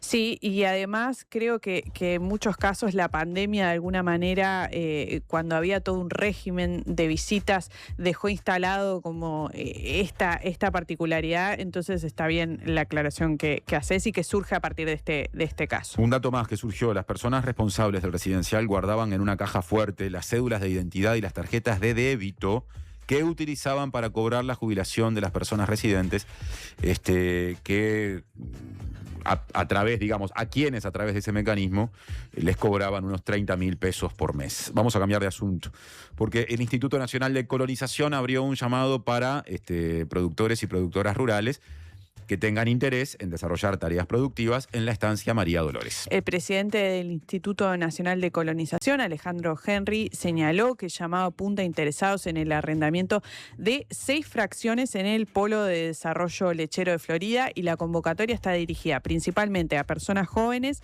mujeres, personas con menores a cargo, productores familiares y asalariados rurales de la zona. Henry también dijo que el proyecto que se desarrolla en María Dolores está siendo diseñado por gente de la zona, ¿no? Gente que tiene emprendimientos productivos en la zona, y agregó que se está terminando la primera etapa en cuanto al campo de forraje de 1.188 hectáreas que plantaron las 5 gremiales lecheras que se hicieron cargo del cultivo de maíz. Además, señaló que esa iniciativa alcanza 122 productores, aunque queda un área para terminar de cosechar, y destacó el éxito del proyecto y el hecho que se lleva adelante junto con los productores de la zona. Son las 10 horas con 30 minutos, 10:30, y estamos haciendo la mañana de la diaria.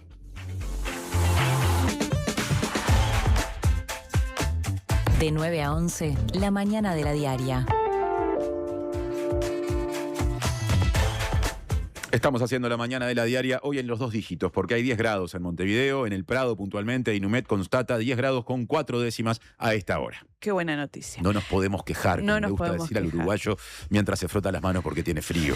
Llegaron varios mensajes vinculada a la mesa, podemos decir, de discusión que tuvimos con Antonio Mansi y Mauricio de Rosa, 2 economistas, sobre la asignación única para las infancias, que está a discusión en el Parlamento. Por ejemplo, uno de los mensajes habla de las contraprestaciones. En particular, dice que, si no mal recuerda, una autoridad dijo en la diaria Radio que gestionarlas tiene costos para el Estado y que el porcentaje del impacto aplicado era marginal, digamos, en esto de garantizar la concurrencia a el sistema educativo y que se cumplan con los controles de salud. Creo que estaba haciendo referencia en particular a Rodrigo Arim, director de la OPP, que estuvo aquí en este programa de la mañana. El viernes pasado. Otra persona que nos escribió, Gabriela, pregunta, bueno,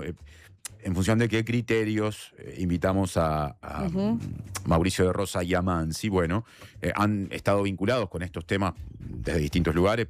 Para empezar, desde lo macro, bueno, uno es economista, Mansi, el otro doctor en economía, Mauricio de Rosa, que se ha especializado en cuestiones vinculadas a la desigualdad y a la pobreza, que se desempeña en el Instituto de Economía de la Facultad de Ciencias Económicas y Administración de la UDELAR, estoy simplificando, y en el caso de Mansi es economista, como decía, y fue director de transferencias del Ministerio de Desarrollo Social durante el periodo pasado, durante los 5 años del periodo pasado. Exacto. ¿Qué más? Bueno, voy a leer algún mensaje más. No se pueden pensar políticas sociales asociadas, por ejemplo, a las transferencias, nos dice otra de las personas que nos escribió. Otro mensaje que Alicia llega. En esta casa, una cosita nomás, Mari. No se puede pensar en eso desde la lógica de quienes nacieron en una casa, es decir, que nacieron con determinadas necesidades básicas satisfechas. Después otro mensaje que nos llega nos comenta que con el método anterior, es decir, con la condicionalidad que se aplicaba, que regía hasta ahora, se habían revinculado solo 300 niños y niñas al sistema educativo y en cambio en este periodo se fueron con la estrategia de la ANEP a buscar a más de 3.000 estudiantes, digamos, para que volvieran a la educación, digamos, y apunta a el cambio en la estrategia. Ese dato lo ha manejado, si no me equivoco, Pablo Caggiani, el presidente del CODICEN de la ANEP, en algunas de las entrevistas, que incluso antes de que este tema estuviera planteado, porque todavía no se había elaborado el proyecto de ley de rendición de cuentas, ya era un asunto de discusión, sobre todo por la política que desde el año pasado la ANEP está llevando adelante para revincular justamente a quienes se habían desvinculado del sistema educativo. Último mensaje que leo con respecto a la cuestión de los residenciales de Margaret es, y creo que hace una precisión correcta ante algo que yo no planteé con la claridad, digamos, del caso. Ella dice, siempre hubo horarios de visita en los residenciales. Está bien la precisión. Acá lo que yo traté de decir, que es lo que en realidad las personas que reflexionaron sobre este caso marcaron, es que lo que no se debe admitir es que haya una especie de obligación de avisar previamente o de agendarse, ¿no? Eso es lo que debe generar, por lo menos sospecho, debe ser cuestionado si a una persona que quiere visitar a una persona familiar que está en un residencial, mañana le exigen que haga, ¿no? Eso de tener que agendarse antes, bueno, no es algo que corresponda. Así que hago esa puntualización. Y ahora nos preparamos para una videollamada con Valentina Ballesta, directora adjunta de Investigación para las Américas de Amnistía Internacional, para hablar, como decíamos antes, de la situación humanitaria en Venezuela. Ya venimos con ese asunto, así que pausa y encaramos desde Uruguay la situación venezolana. Presentó Banco República, 130 años de nuestro Banco País.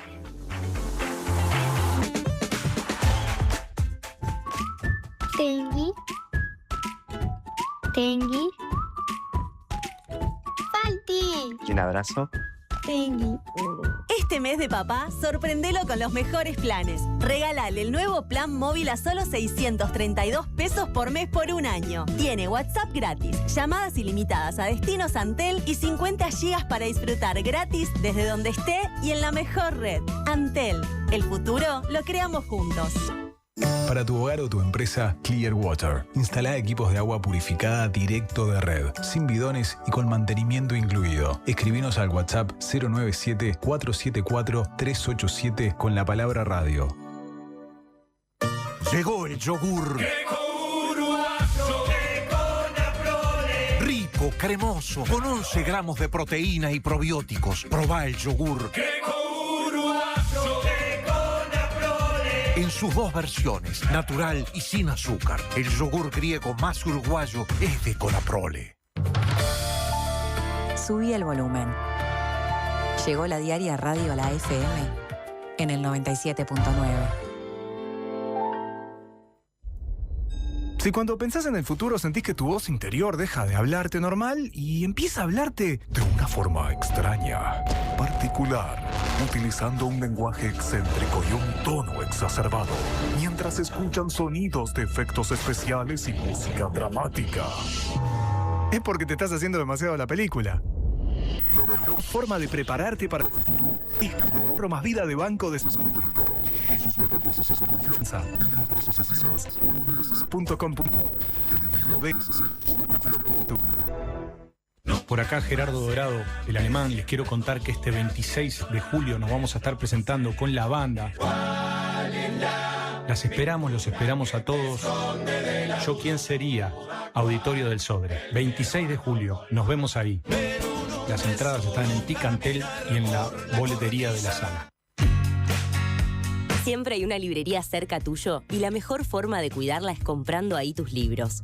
En la diaria amamos las librerías y el amor es correspondido. Por eso con tu suscripción accedes a un 20% de descuento en las siguientes librerías de Montevideo: El Yelmo de Mambrino, La Lupa, Librería América Latina, Moebius, Club Cultural Charco y Amazonia. Leer tiene beneficios. La diaria.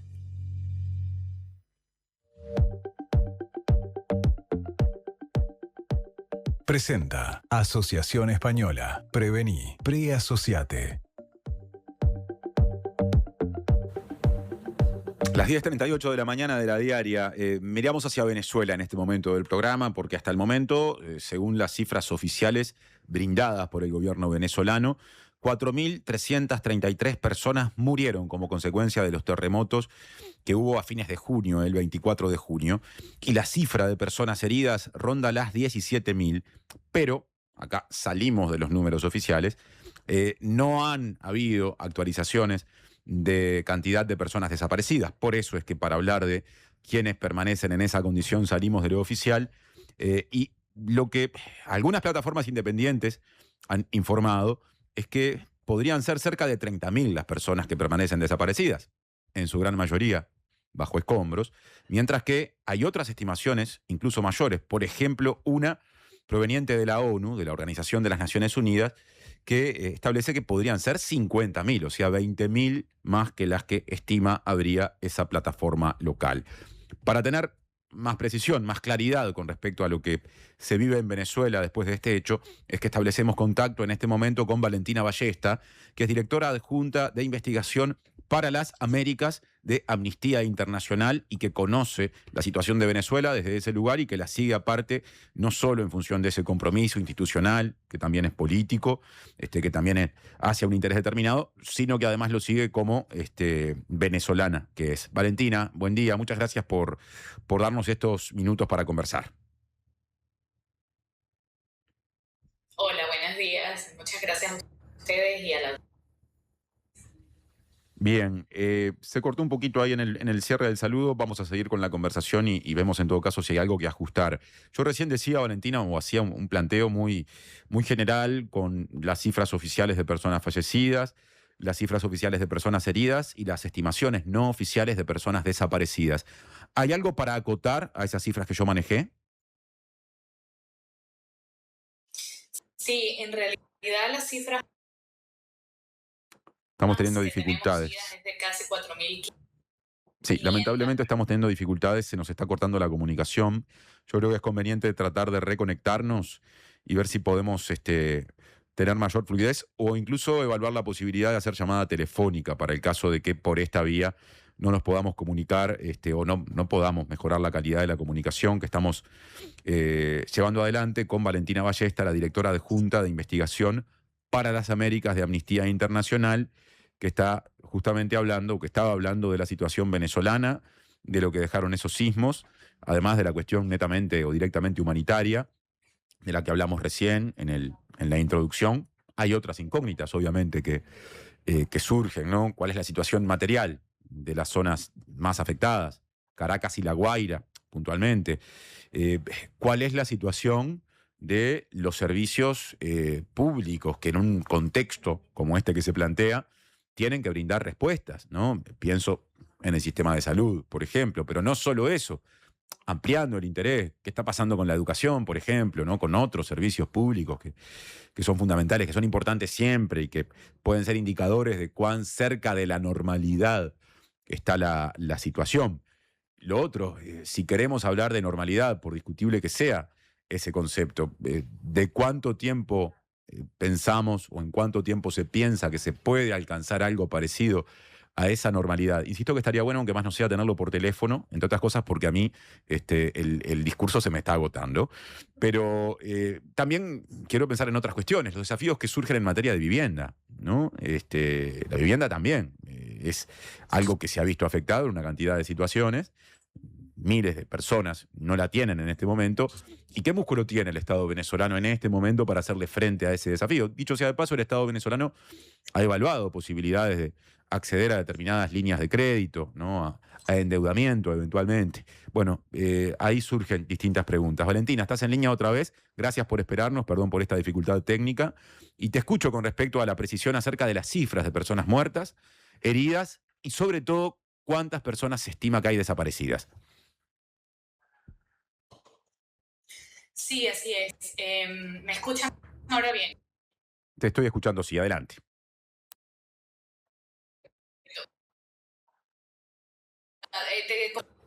En que la persona falleció. No estamos teniendo, lamentablemente, y creo que ya no será el día. No será el día, me parece, porque no hay posibilidad de tener una llamada fluida.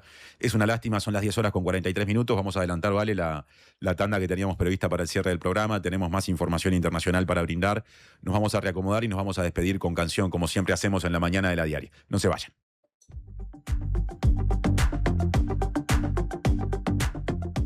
Presentó Asociación Española. Prevení. Preasociate.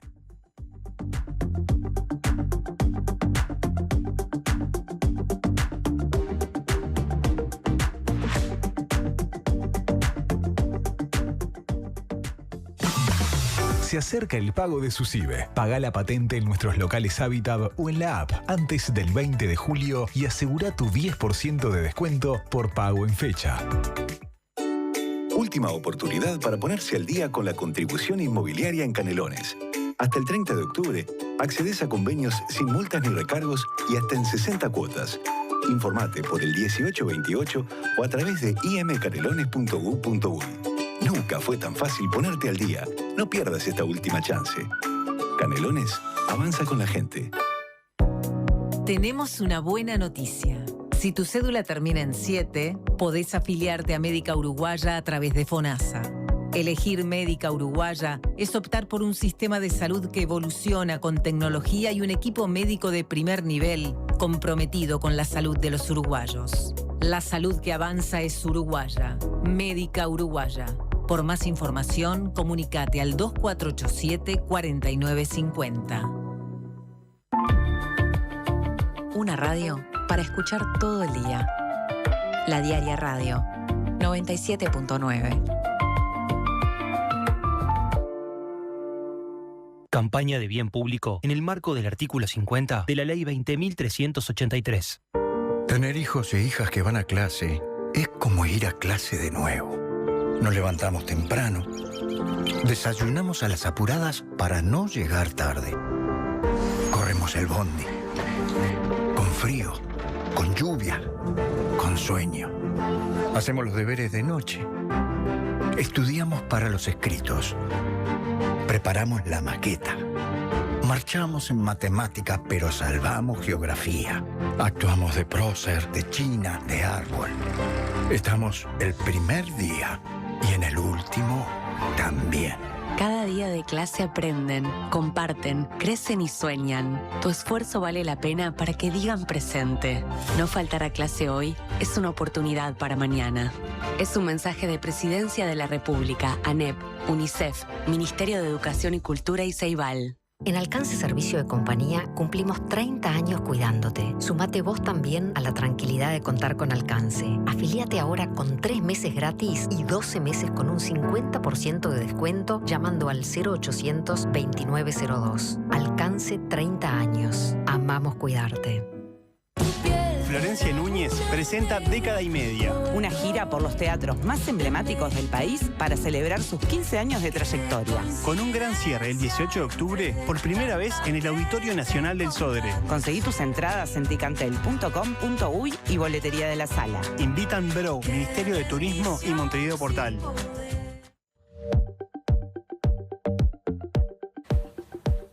Gracias a los oficios de Mariana Cianelli y el equipo técnico, hay una tercera oportunidad y aparentemente la tercera será la vencida para comunicarnos con Valentina Ballesta de Amnistía Internacional y hablar sobre la situación humanitaria en este momento en Venezuela después de los terremotos. Y bueno, aparentemente la vieja y querida línea telefónica fija va a ser el vehículo en esta ocasión. Valentina, ahora sí, te escucho. Ahora sí.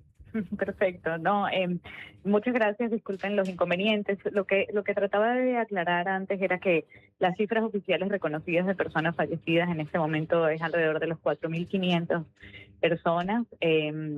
Esto se ha ido aumentando con el paso de los días, pero igual desde Amnistía Internacional y las organizaciones en Venezuela consideramos que esto sigue siendo una cifra bastante conservadora respecto de la magnitud de los eventos que se vivieron el 24 de junio. Estamos hablando que en cuanto a las cifras de personas desaparecidas, se estiman entre, sí, como tú decías, ¿no? Hay estimaciones entre 50.000 y 60.000 personas todavía desaparecidas, 17.000 personas, 16.000 personas heridas, 17.000 personas sin hogar.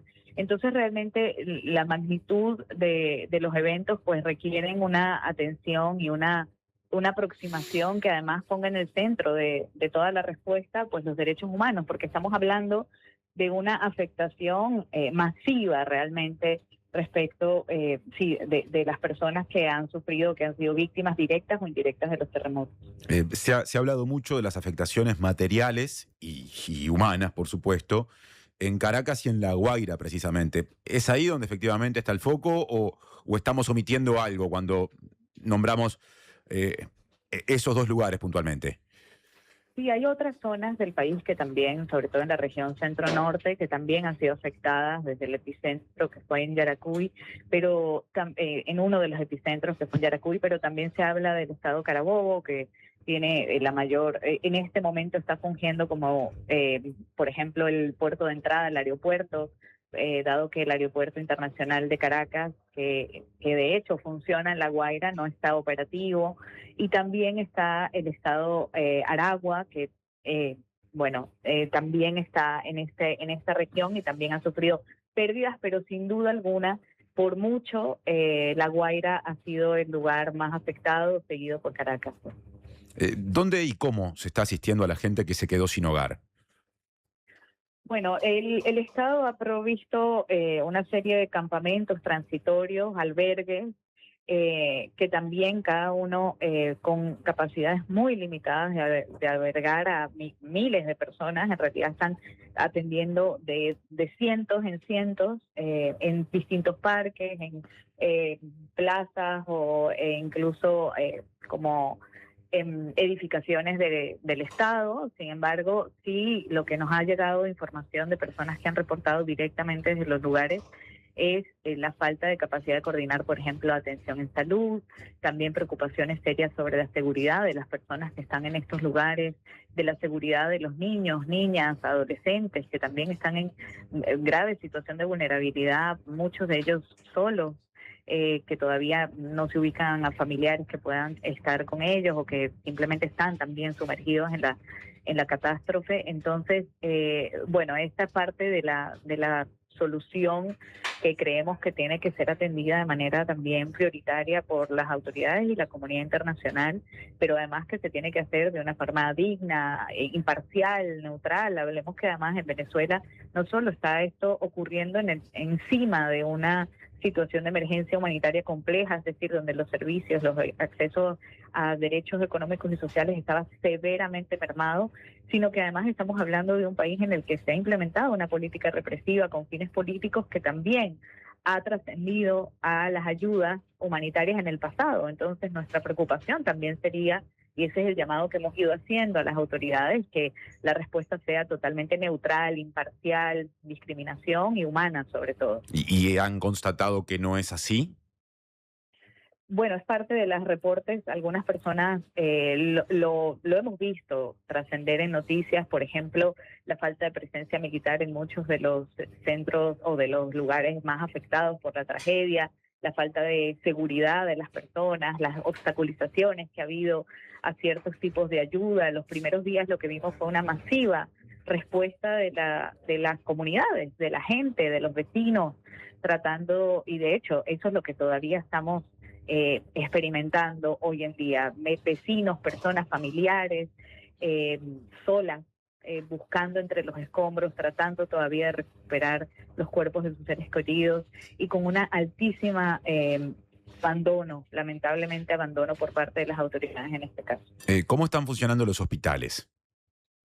Bueno, como te decía, efectivamente también los hospitales nos preocupan severamente porque ya Venezuela venía experimentando desde hacía muchos años lo que se llama una emergencia humanitaria compleja. Esto quiere decir que los accesos a los derechos económicos y sociales están severamente limitados. Existen múltiples causas para esa limitación y realmente esto ha puesto una presión extrema en los centros hospitalarios. Hemos visto también despliegue de centros hospitalarios de campaña o de brigadas internacionales, lo cual ha venido un poco a aliviar, pero a largo plazo esta es una gran preocupación. Ayer trascendía en medios de comunicación en Venezuela personas que están en situación ahora que no tienen casa, que han perdido todo y que en los hospitales públicos les pedían una cantidad de insumos que la cuenta total, el total del gasto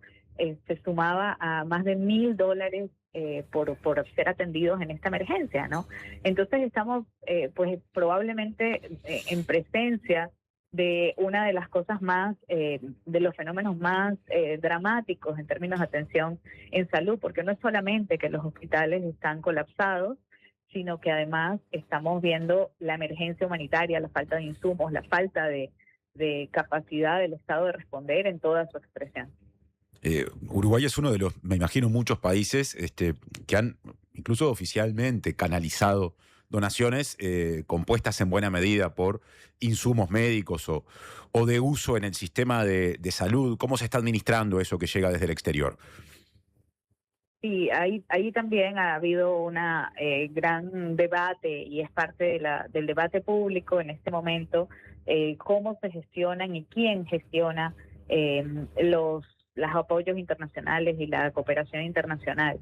Estamos hablando de que hay mecanismos de Naciones Unidas totalmente involucrados que están desplegando en su mayor capacidad la respuesta humanitaria. Estamos hablando de OCHA, de PNUD, y sabemos que muchos de estos insumos están siendo canalizados a través de estas agencias, porque el gran digamos, problema de confianza que todavía existe respecto de las autoridades impide también que estos mismos mecanismos, que otros estados, etcétera, puedan directamente apoyar a las autoridades en Venezuela para que desplieguen la respuesta humanitaria.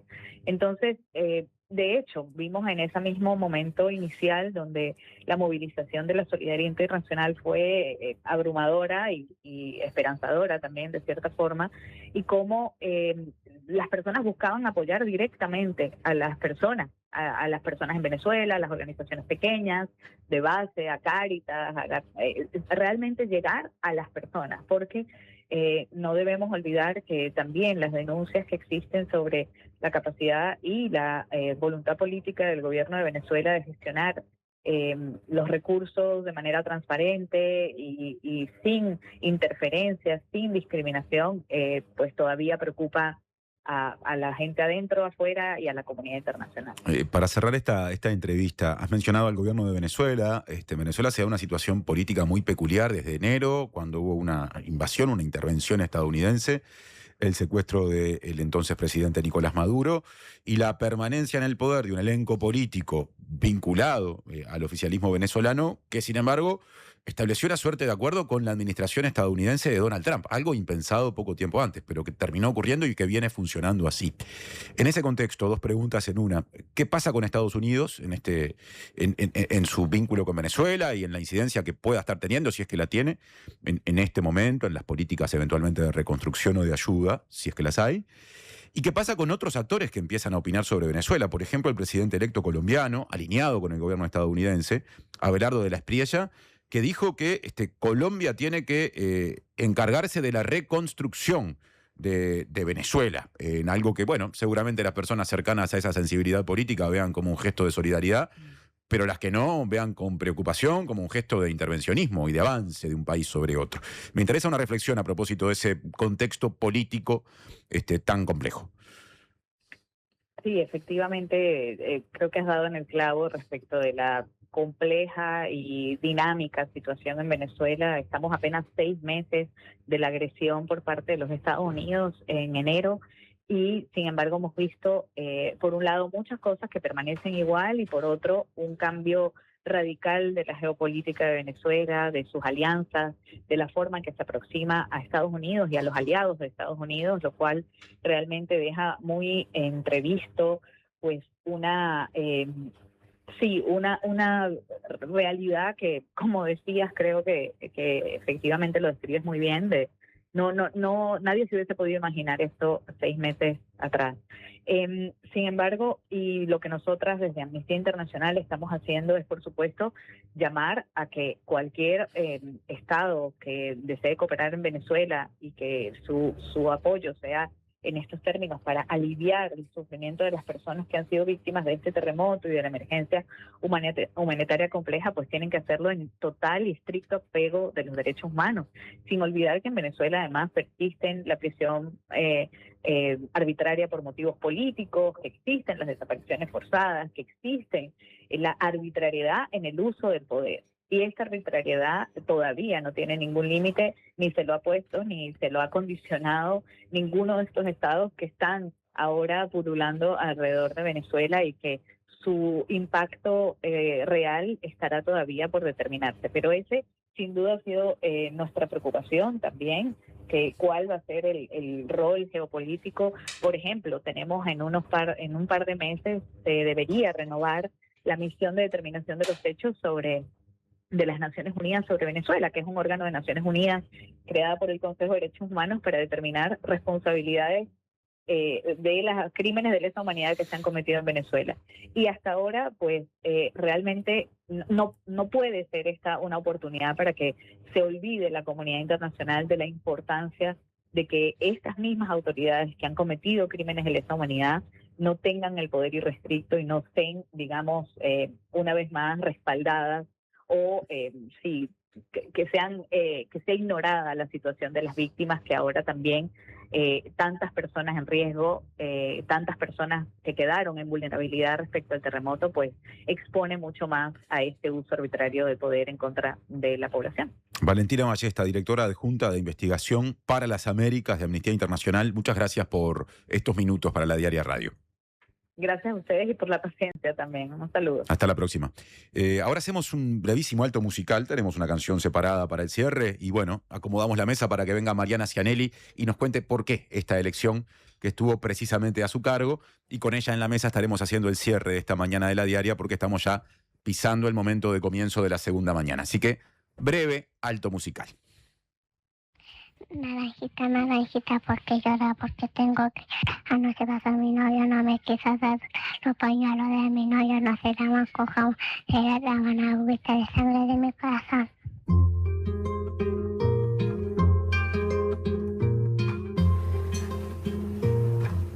¿De dónde viene esa voz y de dónde viene ese sonido que elegiste para el cierre, Mari? Y ahí escuchábamos la primera parte de la canción Luchín de Víctor Jara, cantante chileno, uno de sus máximos exponentes de la nueva canción chilena, que compuso esta canción que retrata y retoma uno de los temas que abordamos al principio, sobre la pobreza, sobre la marginalidad en la infancia, y narra la historia de Luchín en ese contexto. Y con esa historia nos despedimos, con esa elección de música temática y con la invitación de que mañana estén a las 9, como siempre, para otra mañana de la diaria. Ya viene Sofía Romano, que pasen bien. El agua de sus ojos se bañaba el verde claro. Gateaba su corta edad con el potito embarrado, con la pelota de trapo, con el gato y con el perro.